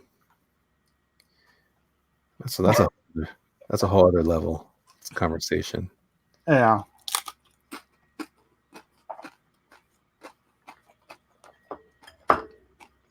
Ray McCarthy says shots fired. Oh no, Nayland Malin says shots fired.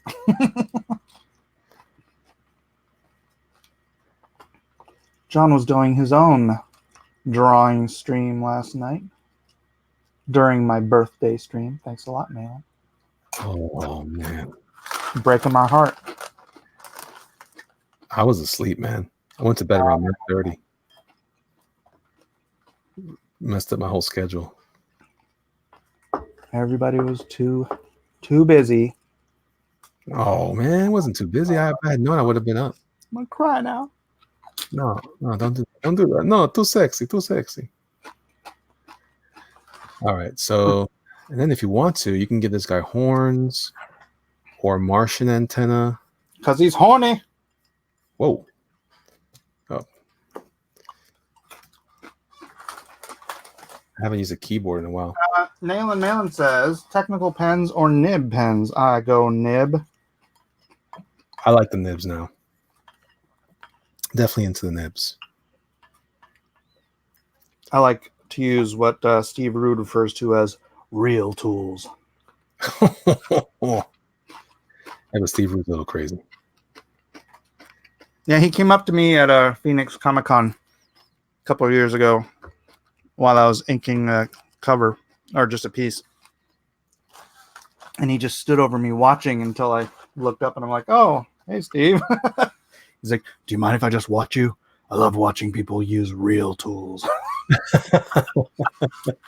That's kind of creepy.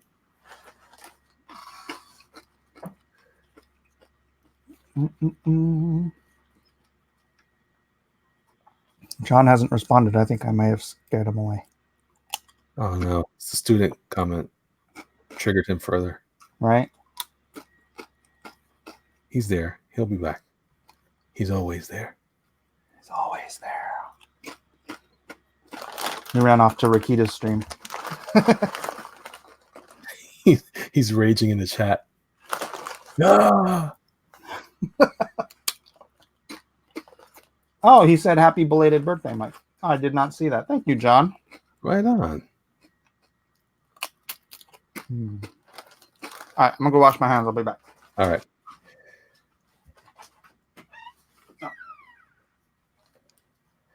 John, I'm trying to practice the art of not drawing too small. It's killing me. Let's see. Ever watch Eric Larson draw? I have no idea what that hand is doing. I don't think so. Does he hold it weird? I think he holds it in a funky way, right?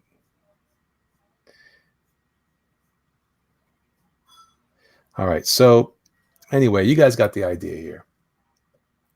You're killing me, Smalls. You're killing me.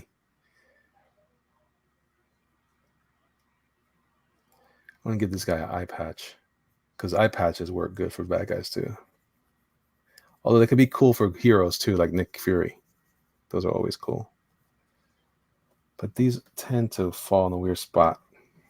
And I don't always draw them well, but that's fun. All right. But of course, I lost the eyebrows here. Just because you wear eye patch doesn't mean you don't have eyebrows. Let's see. Okay.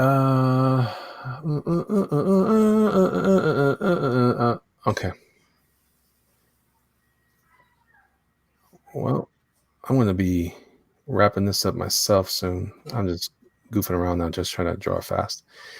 So, guys, I've been working lately on. I'm going to be putting out a new update on Doom Kicker coming up. In case you guys are wondering, because I know I talk a lot about it on these streams, but I don't realize that people don't know what I'm talking about. They're not watching these streams all necessarily. So I'll be making sure to do that very soon, probably by tomorrow. I'm doing a crash course on Clip Studio. So Trevor. What does that mean? Trevor. I don't know what that means. Oh, talk to John Malin about eyebrows. John Malin, your eyebrows. They're just not very visible. That's all.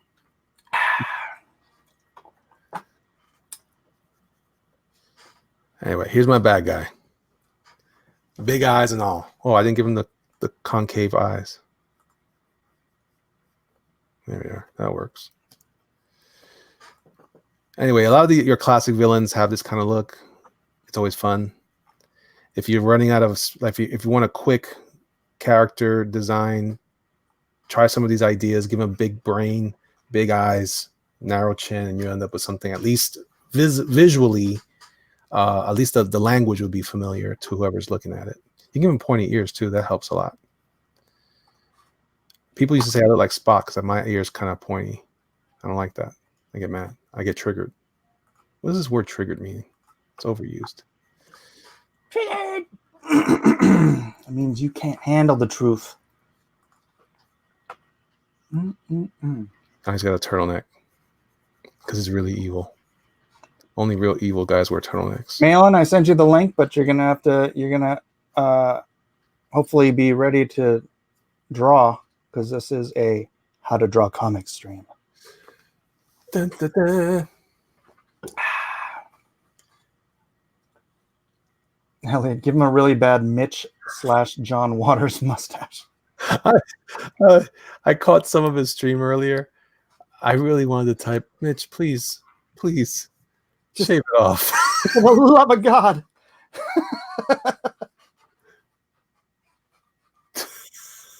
Yeah, that's pretty. Wait. What?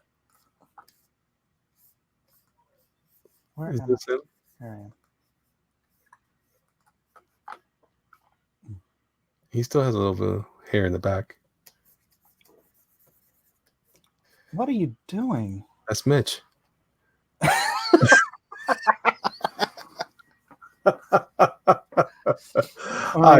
Mitch. I love Mitch. He's a good guy. Victor says, Mike, I thought you wanted us all to unsubscribe from Malin and not back any of his future projects. No, Victor.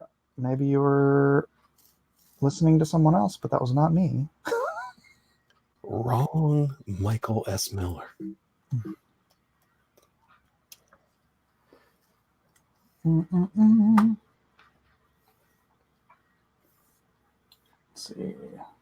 Oh, I got the wrong brush. Pablo says that is perfect, Elliot. Perfect.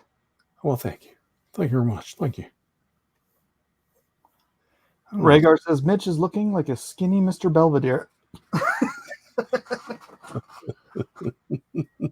Terrible. It's terrible.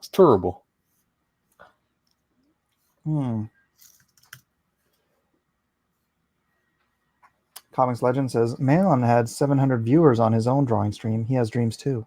Yeah. I saw. I did, because I wasn't one of them. Does it make me bad? Does it make me bad? Am I a bad person because of that? Well, Kevin Ryan says that Mike S. Miller has a smaller yet more elite group over here. I agree. Yeah, we're like the special forces. That's right. Of learners. We're the SEALs. It's just something I assumed too forgiving, Mike. Wait, why would I? You mean because he took my wrench away? Oh, please. I don't care. I just won't go watch his streams anymore. Huh. So there.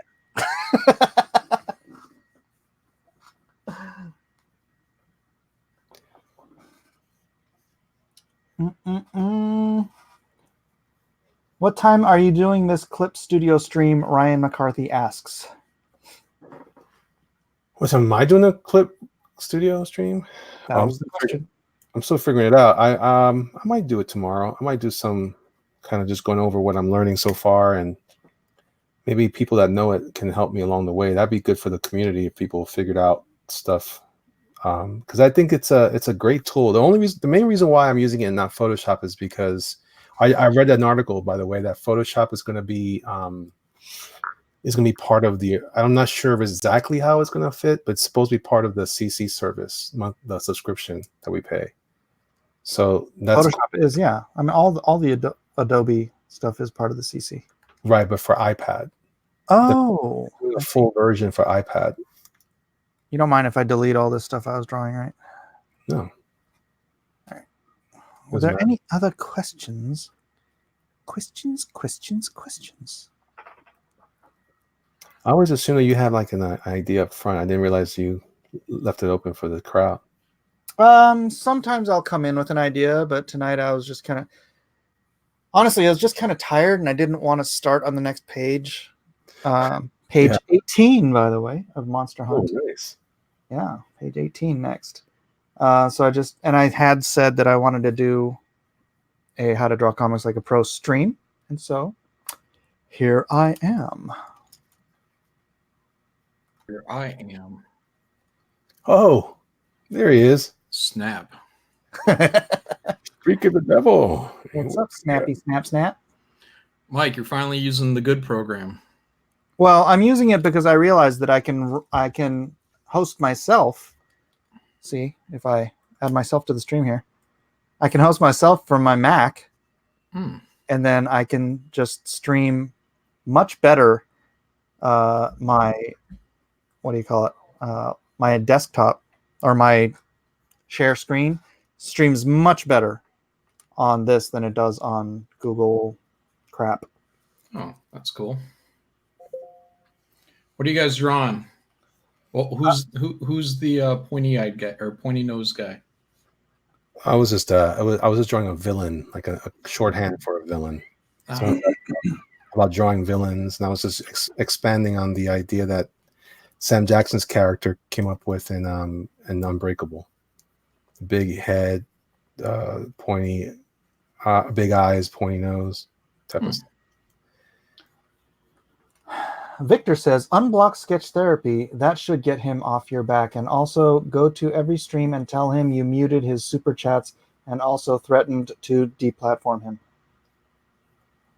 What? It's a joke.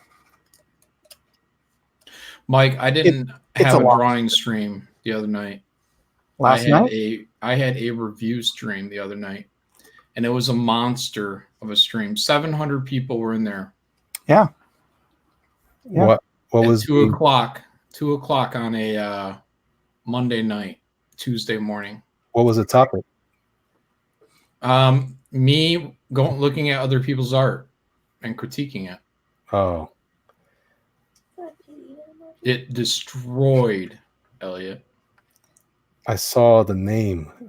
I was wondering what it was. Yeah, it had an awesome atomic bomb as the image, and then it was the title was after the Oppenheimer quote on the nuclear bomb, and then I introed with the the Oppenheimer quote. It was epic. What inspired that? Oh, drugs. You trying to tear down some art? Yeah. Good. Nailin says, I'm aspiring to become a comic artist.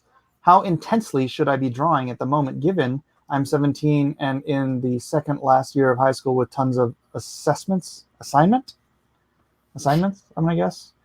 Well, it sounds like you need more schooling if you... No, just kidding.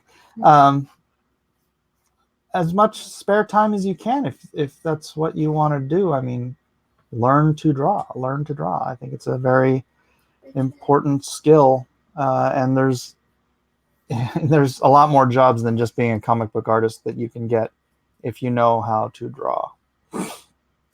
Yeah, that's just it too. I wonder how many people are going to have the patience to draw. It seems like it seems like people now just want to kind of sidetrack that and hop to writing so they can get, things going right now. But when we were younger, it was kind of like you had to dedicate yourself and you didn't really have a choice, unless you were like a really gifted writer. But now everyone's just going to sidestep it. So if you have an artistic bone in your body, commit yourself to that as best you can. You may still do some writing, but at the end of the day, when you're fully trained as an artist, as a Jedi master, you will no longer need to hire anybody out, and you can tell your full stories the way you want them told. That's true. Ultimate power. But I just see it as so tempting now to kind of just skip over that. And I saw this program today on YouTube. I think it was called something like Gao, like GAU, something like that. But basically, you take a really generic kind of window, and it has like a horizon line, and then you take almost like MS Paint level quality, and you kind of fidget in a mountain. And when you're done kind of putting your stuff together, you can fidget in little clouds. I mean, it looks like MS Paint. Like you can fidget in a boat. And this thing will, when you're done, you hit like a processing button, and it will render out essentially what it was that you wanted in another window. And it'll look really good. Let me see if I can find it. So I'm going to do a share screen on it. So basically getting rid of the art part. Yeah, basically, I think in another 10 years, you're going to be able to do a stick figure, like a gesture drawing, and it's going to render out a full-on hero. That's where I think we're going to be going, sadly. Well, that just means that we're going to be the ones who actually draw this stuff will be the creating ideas that they'll be buying from us for their programs. We'll create the hero forms that they'll use for their figures. All right, Gaugan is what it is. Gaugan. Give me Money says, I have bought all their comics, guys. Back their books to show them all love. He's talking about all three of us. All right, thank you. Money. Get real. Ruth bought them all. Yeah, Pete Money's good people, even if he is Canadian. That's a great lion-o, the chat says. Ooh, snap. In your face. It could be. It could be Lion-O. It's an old Lion-O. Yeah. It's Lion-O retired. It's Zed Not Z says, some guys insist you can learn all you need from YouTube. Would you guys recommend real figure drawing classes and a live model? I would have killed for YouTube back in the day. I think that's true. I don't really think you're going to need much more beyond YouTube. Live modeling, I find that it's almost impossible not to draw from life. So when you're watching movies, or when I'm watching movies, I'm paying attention to people's faces and the lighting and stuff like that. Not all the time, but I do find myself focusing on that stuff, and that for me is my life drawing. But even in conversation with people, in a room, you'll just start studying people. I know it sounds creepy, but yeah, and the life drawing, it's not about the model; it's about the teacher. Ooh. So I had a life. Yeah, you drawing definitely want to get a hot teacher. It's not like I what?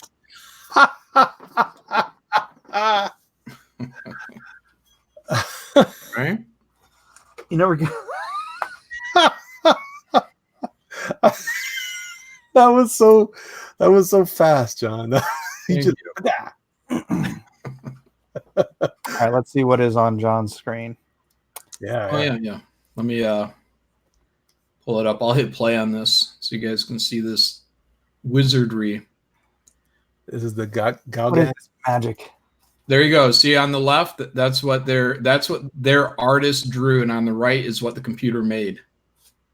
Wow.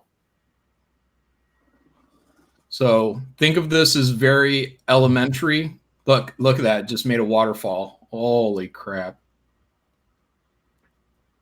Think where this is going to be in 10 years. This is madness. Look, just fill bucket, paint bucket. Oh yeah, it's a rock. Oh, here's another rock. Paint bucket. Bink, crank. Anyone can do this. This is madness.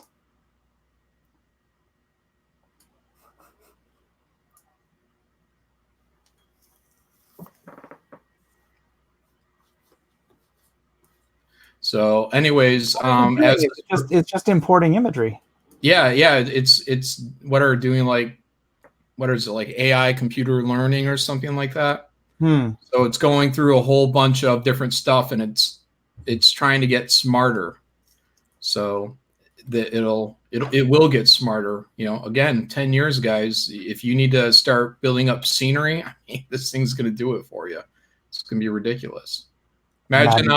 Imagine needing to build a city, and you just draw a couple of squares, and then it fills it all in. Next panel. I could use that. I'll use that for sure. Yeah, once they figure out a way that every bit of it becomes, you know, aesthetically pleasing, you know, because it's still right now it's a little piecey, it's a little choppy, but once they pull it all together, I could certainly see the application for it, but not in what I do.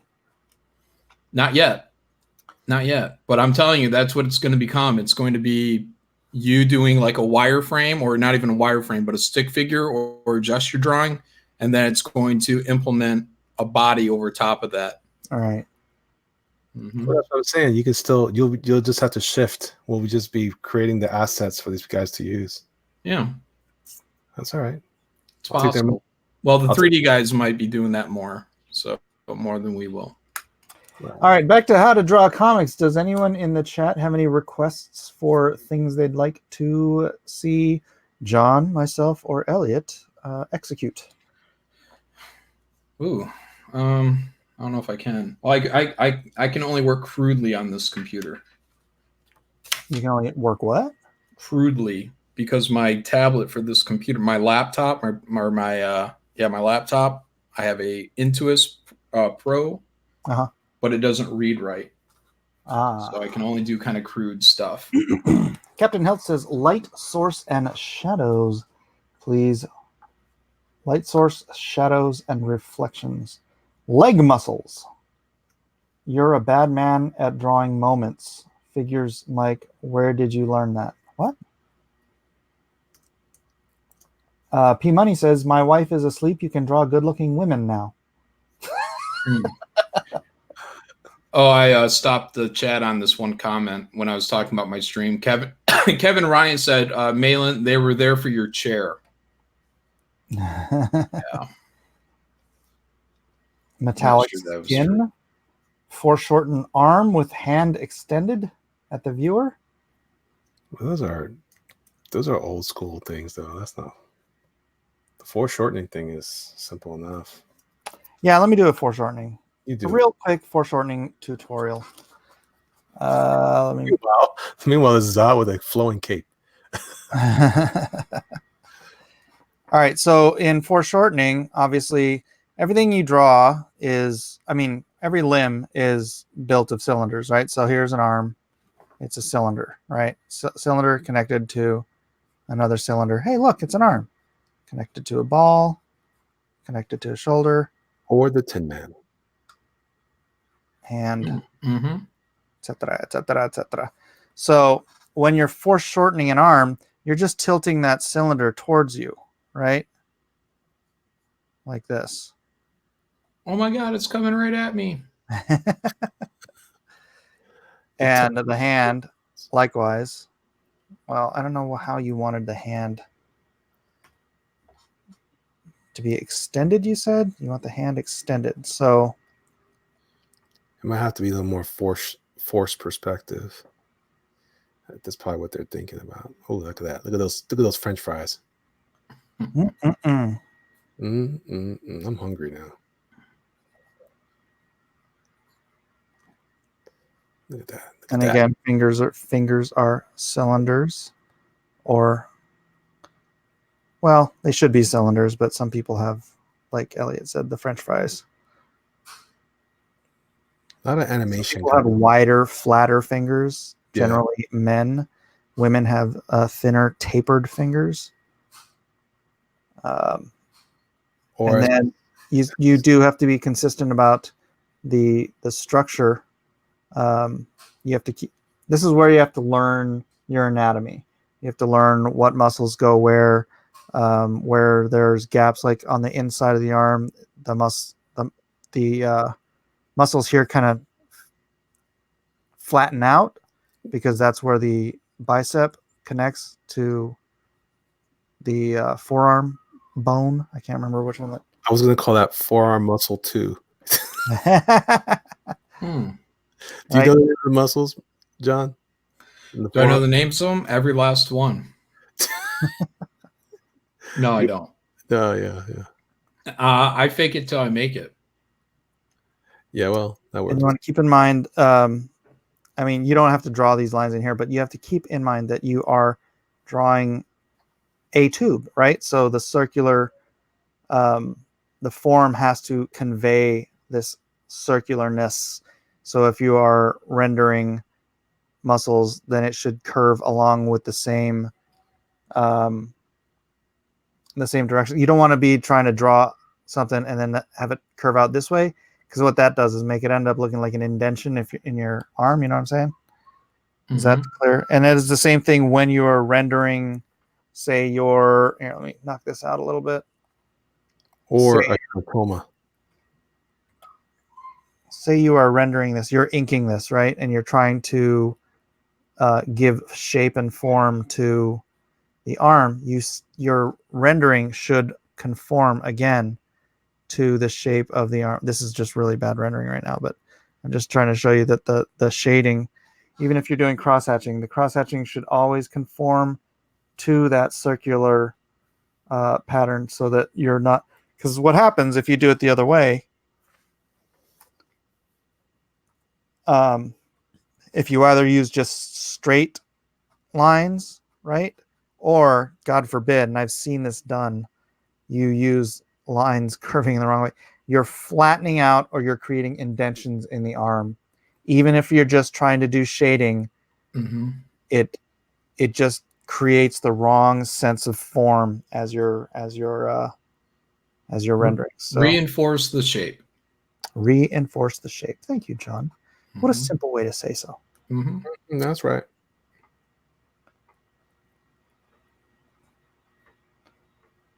So that is foreshortening. Was that foreshortened enough? Who asked the question? I don't even remember. I don't know. That sounds good. Harmoron says in 3D. Good job. 3-dimensional hand. Death Dealer Zero says, John, did you see Kelsey's Jack Show 18 trailer? Yes, I did. It was funny. So good. Kelsey's got so much time on his hand. Does he? I guess. He's really jumping in, man. I don't know, like a little fire got in him or something, because you remember even a month ago, he was MIA all the time. Yeah. And even over the last year, I mean, he was just kind of, you'd see him once in a great while, Kelsey would kind of rear his head.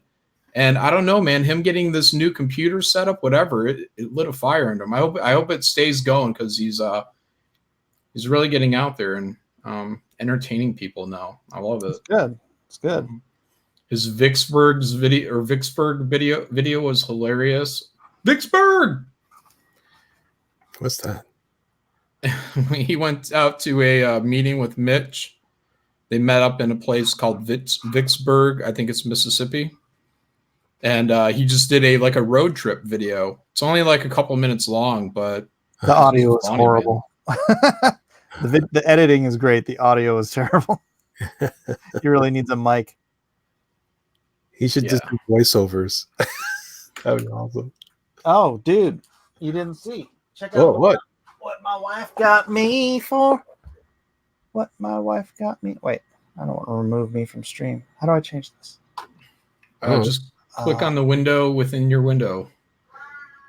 This is the 3 window is the word. Yeah, that's the good one right there. I can't stand those vertical ones. My wife got me Spatula. gimbal. Oh, that's cool. Look there, Mr. Professional.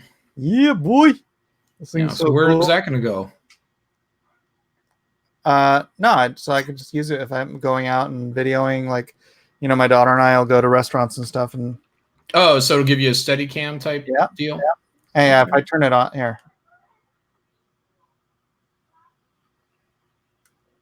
Right, it locks into space, locks it in a position, and then I can like turn it, or if I want to turn the camera around.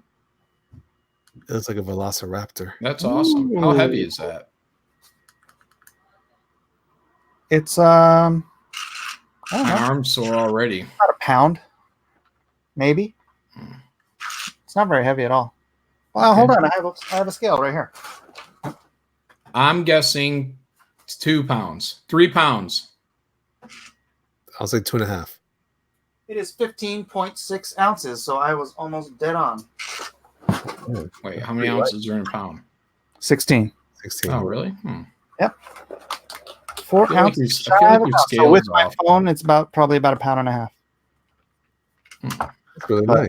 Pretty sweet, pretty nice. My wife gets me cool things that I'll actually use for my birthday. So. That's real nice there, Clark.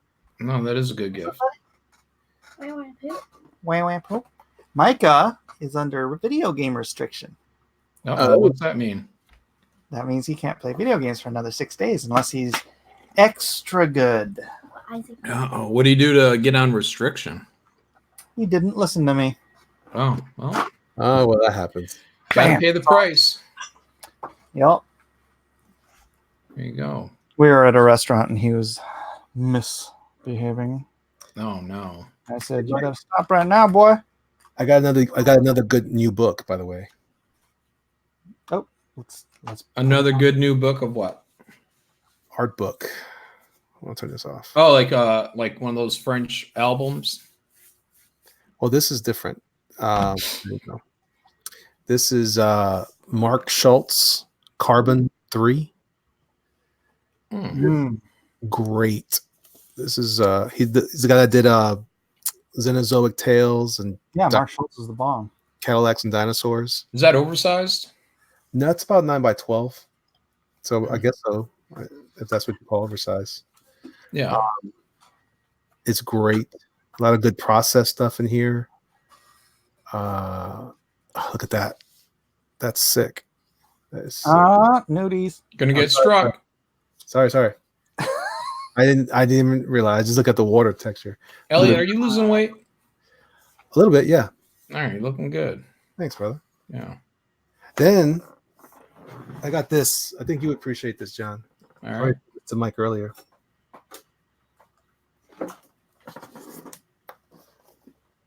Jimmy Hewlett, the guy that did all the gorilla stuff. Oh, okay.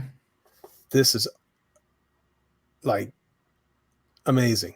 This is an amazing book. Yeah, and Tank Girl, right? Yeah. This one's really crazy. It's got a lot of the 10. This is 25. It's like a 20 retrospective, 25 years of him working. Crazy. I love this guy. This guy's awesome. I dig it. Yeah, this is definitely I got a couple of books because they're falling in line with the way I like to draw the Doom Kicker stuff. And I thought, I like this thing. And it's kind of crossing over into Mignola a little bit, but it's mostly still energetic. And then he did a bunch of stuff here that was all like nature drawings. Oh, there's a whole section of sketches. This is interesting. This would be interesting for there's like transparent paper on there? Well, I want to show you this first. This is like his nature studies, which I thought were pretty great. Mm-hmm. Then in the sketch section, it's on vellum. Mm-hmm. And I'm thinking, I wonder who's going to do this first in the book. I can't wait to see it in one of the independent books. So it looks like it's like you can see all the drawings underneath everything. It's really, really nice. I have a book that is like that. And what it does is each layer is another layer of the image. Oh, that's but they're all standalone pages, but when you look through them all, it's one big deal. It's pretty cool. And back in this carbon book, he's got fold outs in here. That's so good.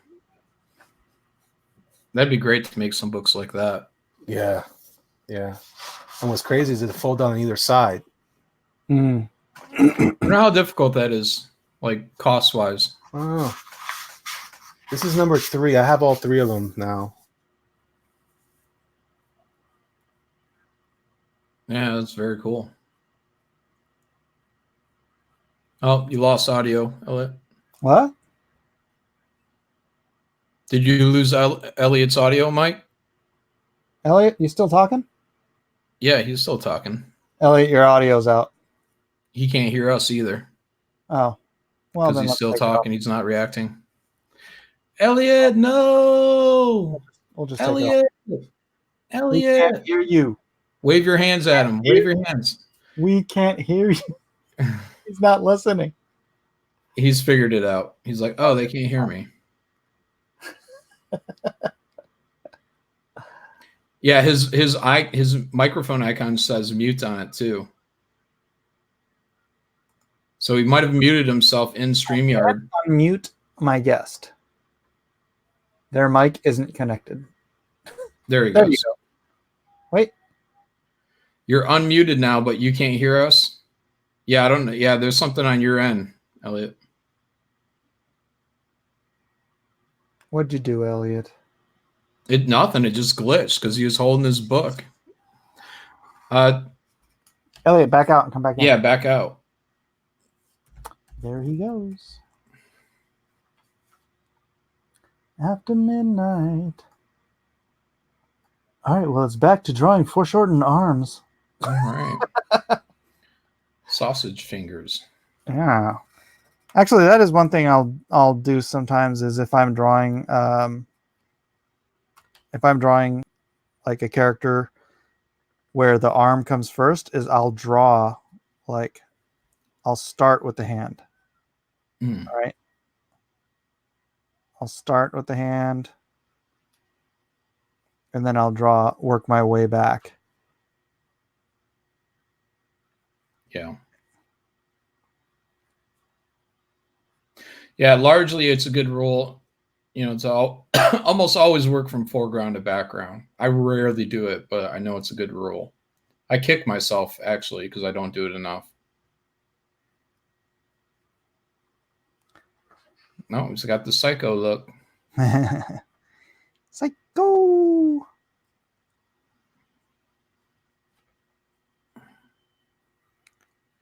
Yeah, but even when Mike's doing all this, though, this is the years of experience he's pulling on for all these shapes. Like, he knows.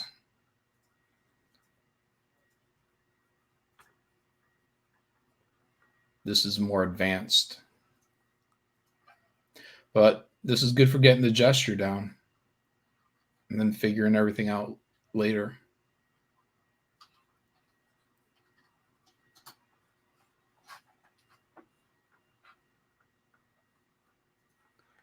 It's Psycho Cape Dude. Yeah, that's a cool cape. All right, so as far as shading is, and yeah, these are just blocking in major muscle groups, right? So it's not, I'm not drawing each individual muscle of the deltoid here. It's just a big round deltoid-ish shape. And the same thing with the forearms and everything. So you can go in and just keep tightening and tightening and tightening as you progress. As long as you get your cool, breakdown / layout, whatever it is, in, then you just you can progress from there. That's generally how you do it, right, John? Yep. Yeah. I try to just scribble in as much info as I can, but yeah, I just do it a little, like how you did that was a lot cleaner than how I'll do it. Like you're kind of like tracing an image in your mind, and whereas I'm kind of feeling everything out as I go. Yeah, I was actually just kind of dropping shapes in one behind the other. I generally don't picture things in my head. That's never been my style of drawing. Like the way Dan Frega does. Oh my gosh. Yeah. That's crazy sauce. Yeah, but that's just, I don't know, like it's a party trick.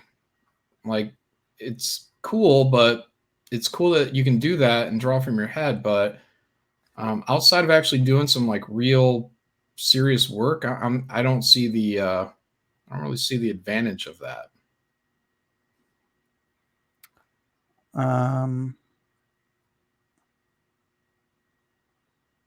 Yeah, I mean that's how Kim Jong-gi just draws everything. Yeah, but he's like turned that into a really big party trick. I mean, he's not just drawing like, you know, here's a guy with a backpack. I mean, he's drawing these huge, massive compositions. Yeah. I respect it more as an exercise, I guess. Like, I think it's a really cool exercise, and I'm not trying to take anything away from Dan. It's a cool trick, but you know, for me, it's, you know, what can you do with that trick now that you know it? Can you do a full book like that? Can you draw an entire comic page like that? I think you could if you wanted to. Mm-hmm. Right, but I think like when he does cover work and stuff, he still does actual layouts and Right. what. Yeah, that would be my guess. Is that's what he does when he does actual legitimate type work. But I would like to see him if he ever got around to say, "Hey, I'm going to do a full book like that." I'd say, "Ooh, that could be cool." Yeah.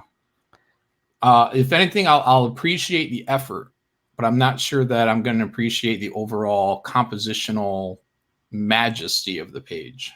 So,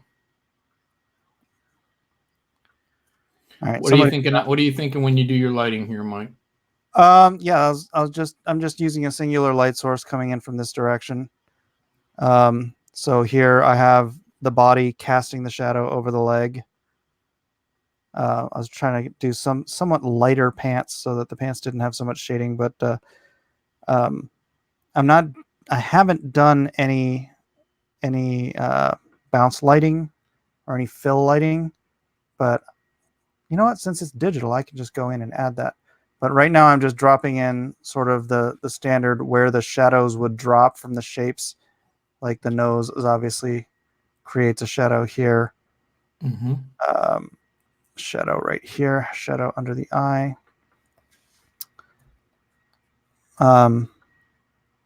This should probably all be in shadow here up to a point. Because Elliot can't fix his thing. Has he tried coming back in? Have you checked the green room? Yeah, I'm looking at the green room. He's not in. Oh, what do you got? You got the 2 monitors set up? Yep. Nice. That's what you really got to do, man, because I've had Ethan come in and leave. Well, no, man, it's not 2 monitors. I've got 2 computers. Oh, yeah, that's right. Yeah. Yeah. So, all right. So what you can do is you can do all these drop shadows, and what this is your basic idea, right? Here's a ball. Here's your light source. Your shading to give the ball its shape, right? Mm-hmm. Now what I'm going to do is I'm going to go in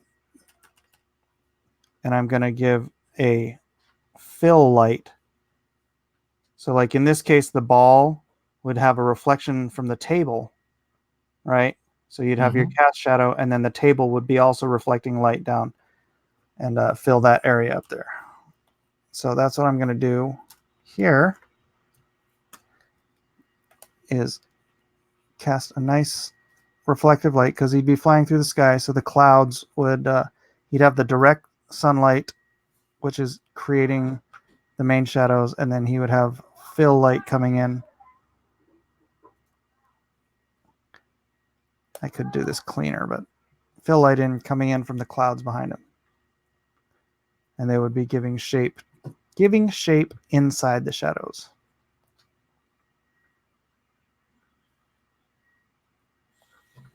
So masterclass. Something like that. Andino Palacio says Jerkmonger's computer is on disability and collecting Social Security. That's too bad. Kevin Ryan says Neil Adams is the master of shading.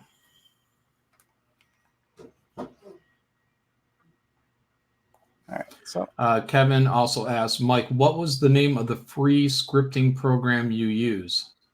Celtix, CELTX. Celtic. So Maybe what does that do? Celtics, but I call Spell it check and word suggestion type stuff, or no, it's like Final Draft. It gives you the whole it gives you like comic book page layout. I mean, so like when you're typing, you don't have to write panel 1 and then space it out, all that stuff. It's like when you're done writing whatever from panel 1 and then you hit return, it'll give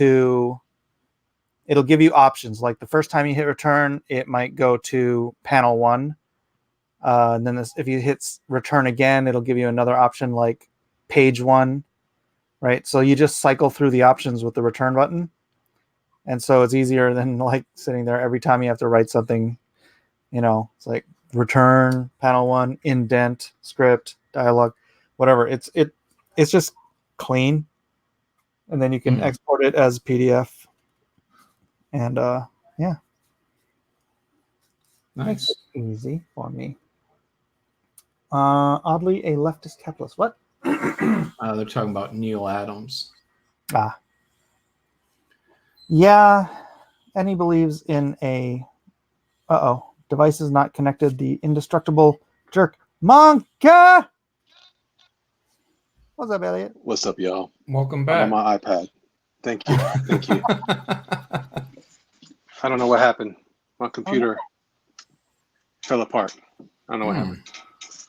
Captain Hilt said he looked at Celtics, and I read they removed the comic format. Well, gosh, I'm glad I got it before they did that. Sorry. Oh my gosh. So I heard about this and I had to see it. So I took about an hour and 15 minutes out of my day to watch this.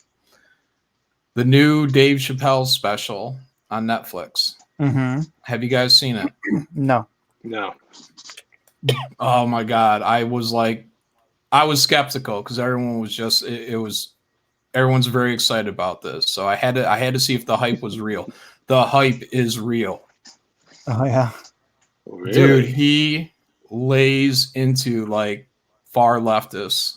Real. I mean, it is something. And the clip I saw going around was where he was like talking he was describing. He was like, "Let me do an imitation." And he's like, I'm going to go ahead and dig into like all the stuff you did 15, 20 years ago, and then I'm going to bring it up and throw it back in your face and ruin your career and do all this, And then he's like, who am I? And the audience is like, you hear it in the background, Trump, Trump, Trump, Trump. Just different people, Trump, Trump. And then he goes, no, I'm you. I'm you. I'm the audience. And I mean, holy crap, dude. I mean, it really felt like he's a leftist. I mean, he's on the left. I'm not a leftist, but he's on the left. He's a liberal. Yeah. Yeah. And dude, he is tired of this. And it was just a whipping of that mentality for an hour. Oh my gosh. It's on Netflix? Yeah. I highly suggest people go watch this. I mean, look, it is just, I was dying. I was like, I haven't laughed this loud in a long time. I was just like, holy crap. Dave Chappelle does not give a fudge. That's right. But it's called Sticks and Stones. And overall, there was just some really, really high points in there. I was like, holy cow, man. So he's getting red pilled, huh? Well, in that, that the SJWs have just taken this stuff insane to an insane extent. That's hot. Oh, dude, it is so worth it. You can't watch it with your kids, because there's language in there, but it's called Sticks and Stones. It's on Netflix right now. And from my point of view, the hype is real. I died. I was like, holy crap. Oh.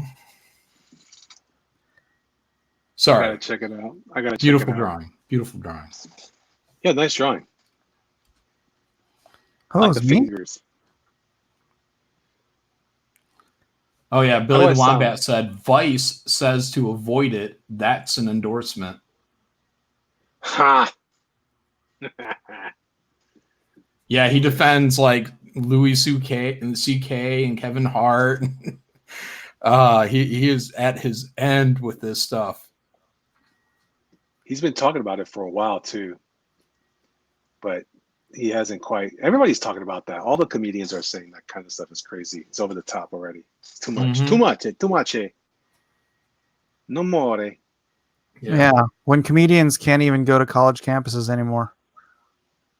You know? Yeah, that's trouble.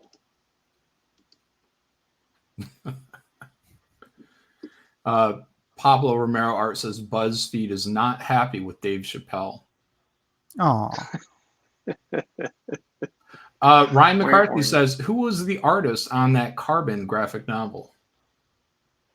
Mark Schultz. That's SCHULTZ. Schultz knows nothing. Bits of Pretzels says, I like how he described a certain, quote, community that stole half the alphabet. Dude. Yes. I don't even want to go into it because I'm afraid I'm gonna like spoil the bit. But yeah, he's talking LGB stuff in there too. And just laying it out. Oh my gosh. Oh man, I'm gonna go watch it. I know. It's like it's something that would be banned in like 5 years if it didn't change. If this stuff just kept going on, they'd say, no way you guys can listen to this. Right. I mean, it's like classic, like almost Eddie Murphy, like raw delirious type stuff. Mm. And I was like, it can't be that good. And I turned it on. I was like, oh wow. Like it was fun. At the end, I was just like, overall, I was like, man, that's probably like 95% just brilliant stuff. Michael, yeah, it's almost a lecture. I think class is over. Yeah, it's almost a lecture. All right, well, ladies and gentlemen, class is over. No, it's not. Draw more. Oh, you want to go watch this now? Just watch it. Let's just pirate. Let's just watch it here. I can't. I know. And I can't stay up that late, so. No. Well, it is only an hour. So go do your meal after midnight, man. I don't need to finish this drawing. No, it's looking good. No, it does look good. It looks wall-eyed. It looks terrible. Yeah. Slide an eye over. That's why we draw digital. Slide it over. Yeah, the eye looks like a Tim Sale drawing. It looks perfect. All right, maybe I'll go gush on Mail-In After Midnight for about an hour or so. All right, why don't you start another one of your epic drawing streams? Oh no. Those will be special. I might try to do maybe 2 of those a week. We'll see how they go, and if they sustain a decent enough audience, I'll probably keep it going. So you think it was just because you were doing critiques? Well, I had Ethan in there for one. Yeah, but I've had Ethan in there for other streams, and I've been holding like an audience of like 300. Yeah. So yeah, I don't know. I from my point of view, or it's the awesome nuclear bomb that I put on the image, or the awesome title, or the epic intro. The title definitely is intriguing because I'm like, what's going on? Yeah, I'd like to see this. Yeah, so I'm for right now, I'm just gonna call that the show. Like I have become art critic, destroyer of worlds. So I renamed it episode 1, and then I put guest Ethan Van Sciver on there. So yeah. So whose art did you critique? I went through like 15 people. And that was it too. It was like it wasn't just one person. Like it was enough to keep people interested. You spend 5 minutes on one, move on next one, another one. So wow. And then not to mention the people who are probably sending in the work are probably like, hey guys, they're talking about my art, and then they might even be enthused to kind of help share the link out. So I don't know. We'll see. I mean, it could have just been a fluke, but I'll do a couple more. We'll see what happens, and if it keeps up, then I'll keep doing it. I will be copying it. I bet. Mike, you better not copy me, Mike. Why? Swear to God. I'm going to critique your work. No, this is all volunteer. People send stuff in. You're not gonna. Oh, write- that's cool. Yeah, That's so cool. they sent it to me on Twitter, and I put it in one thread. Just like how Edwin does the draw along thread. Mhm. So I just say, hey, put your art here if you want me to put it on the show, and then I go into it from there. So I'll just critique you and Doug and Ethan. It'll be fun. yeah, I'm sure you're going to get a lot of views for that. Not, yeah. All right. Yeah, cool. I'm going to go start mailing after midnight. All right, you do it, brother. All right, brother. Have a good one, guys. Later, brother. And ladies and gentlemen, I don't want to finish this drawing. I don't like how it's coming out. So, It's a good drawing. The hand looks great. oh, thanks. Especially, it looks good. It's a nice little. Yeah, the whole point was that's when I do foreshortening where I know the hand's going to be in the front, I tend to draw the hand first and then sort of work my way backwards. My So I hand's did. doing something ridiculous. If you rewind this and watch it later, I just drew the hand and then the arm and then the shoulder and then the head and then the pecs and then the ribs and then the leg and then it just kind of like it was just there. Unravels. It just emerges. It was just there. Emerges like a like an alphabet soup title. All right, ladies and I'm germs, trying to thanks start- everyone for being here. This has been How to Draw Comics Like a Pro, and then some sort of a weird hangout afterwards. Elliot? Yeah, thanks for coming by, and make sure you guys go to Indiegogo and back Lone Star, Soul of the Soldier, and make sure that you share it with everybody so they know that it's there for them to back. I mean, that's really helpful. That'd be awesome. Yeah. Take care of that, Lone people. Star and Monster Hunt. Get in That's there, right. get some, and then go get Doom Kicker on Indiegogo Boom. now. God bless Right on, you, right on. Elliot. God bless Hey, you, everybody in the. You too, brother. Hey, what? Very good. All right. Yeah. Bye. Bye.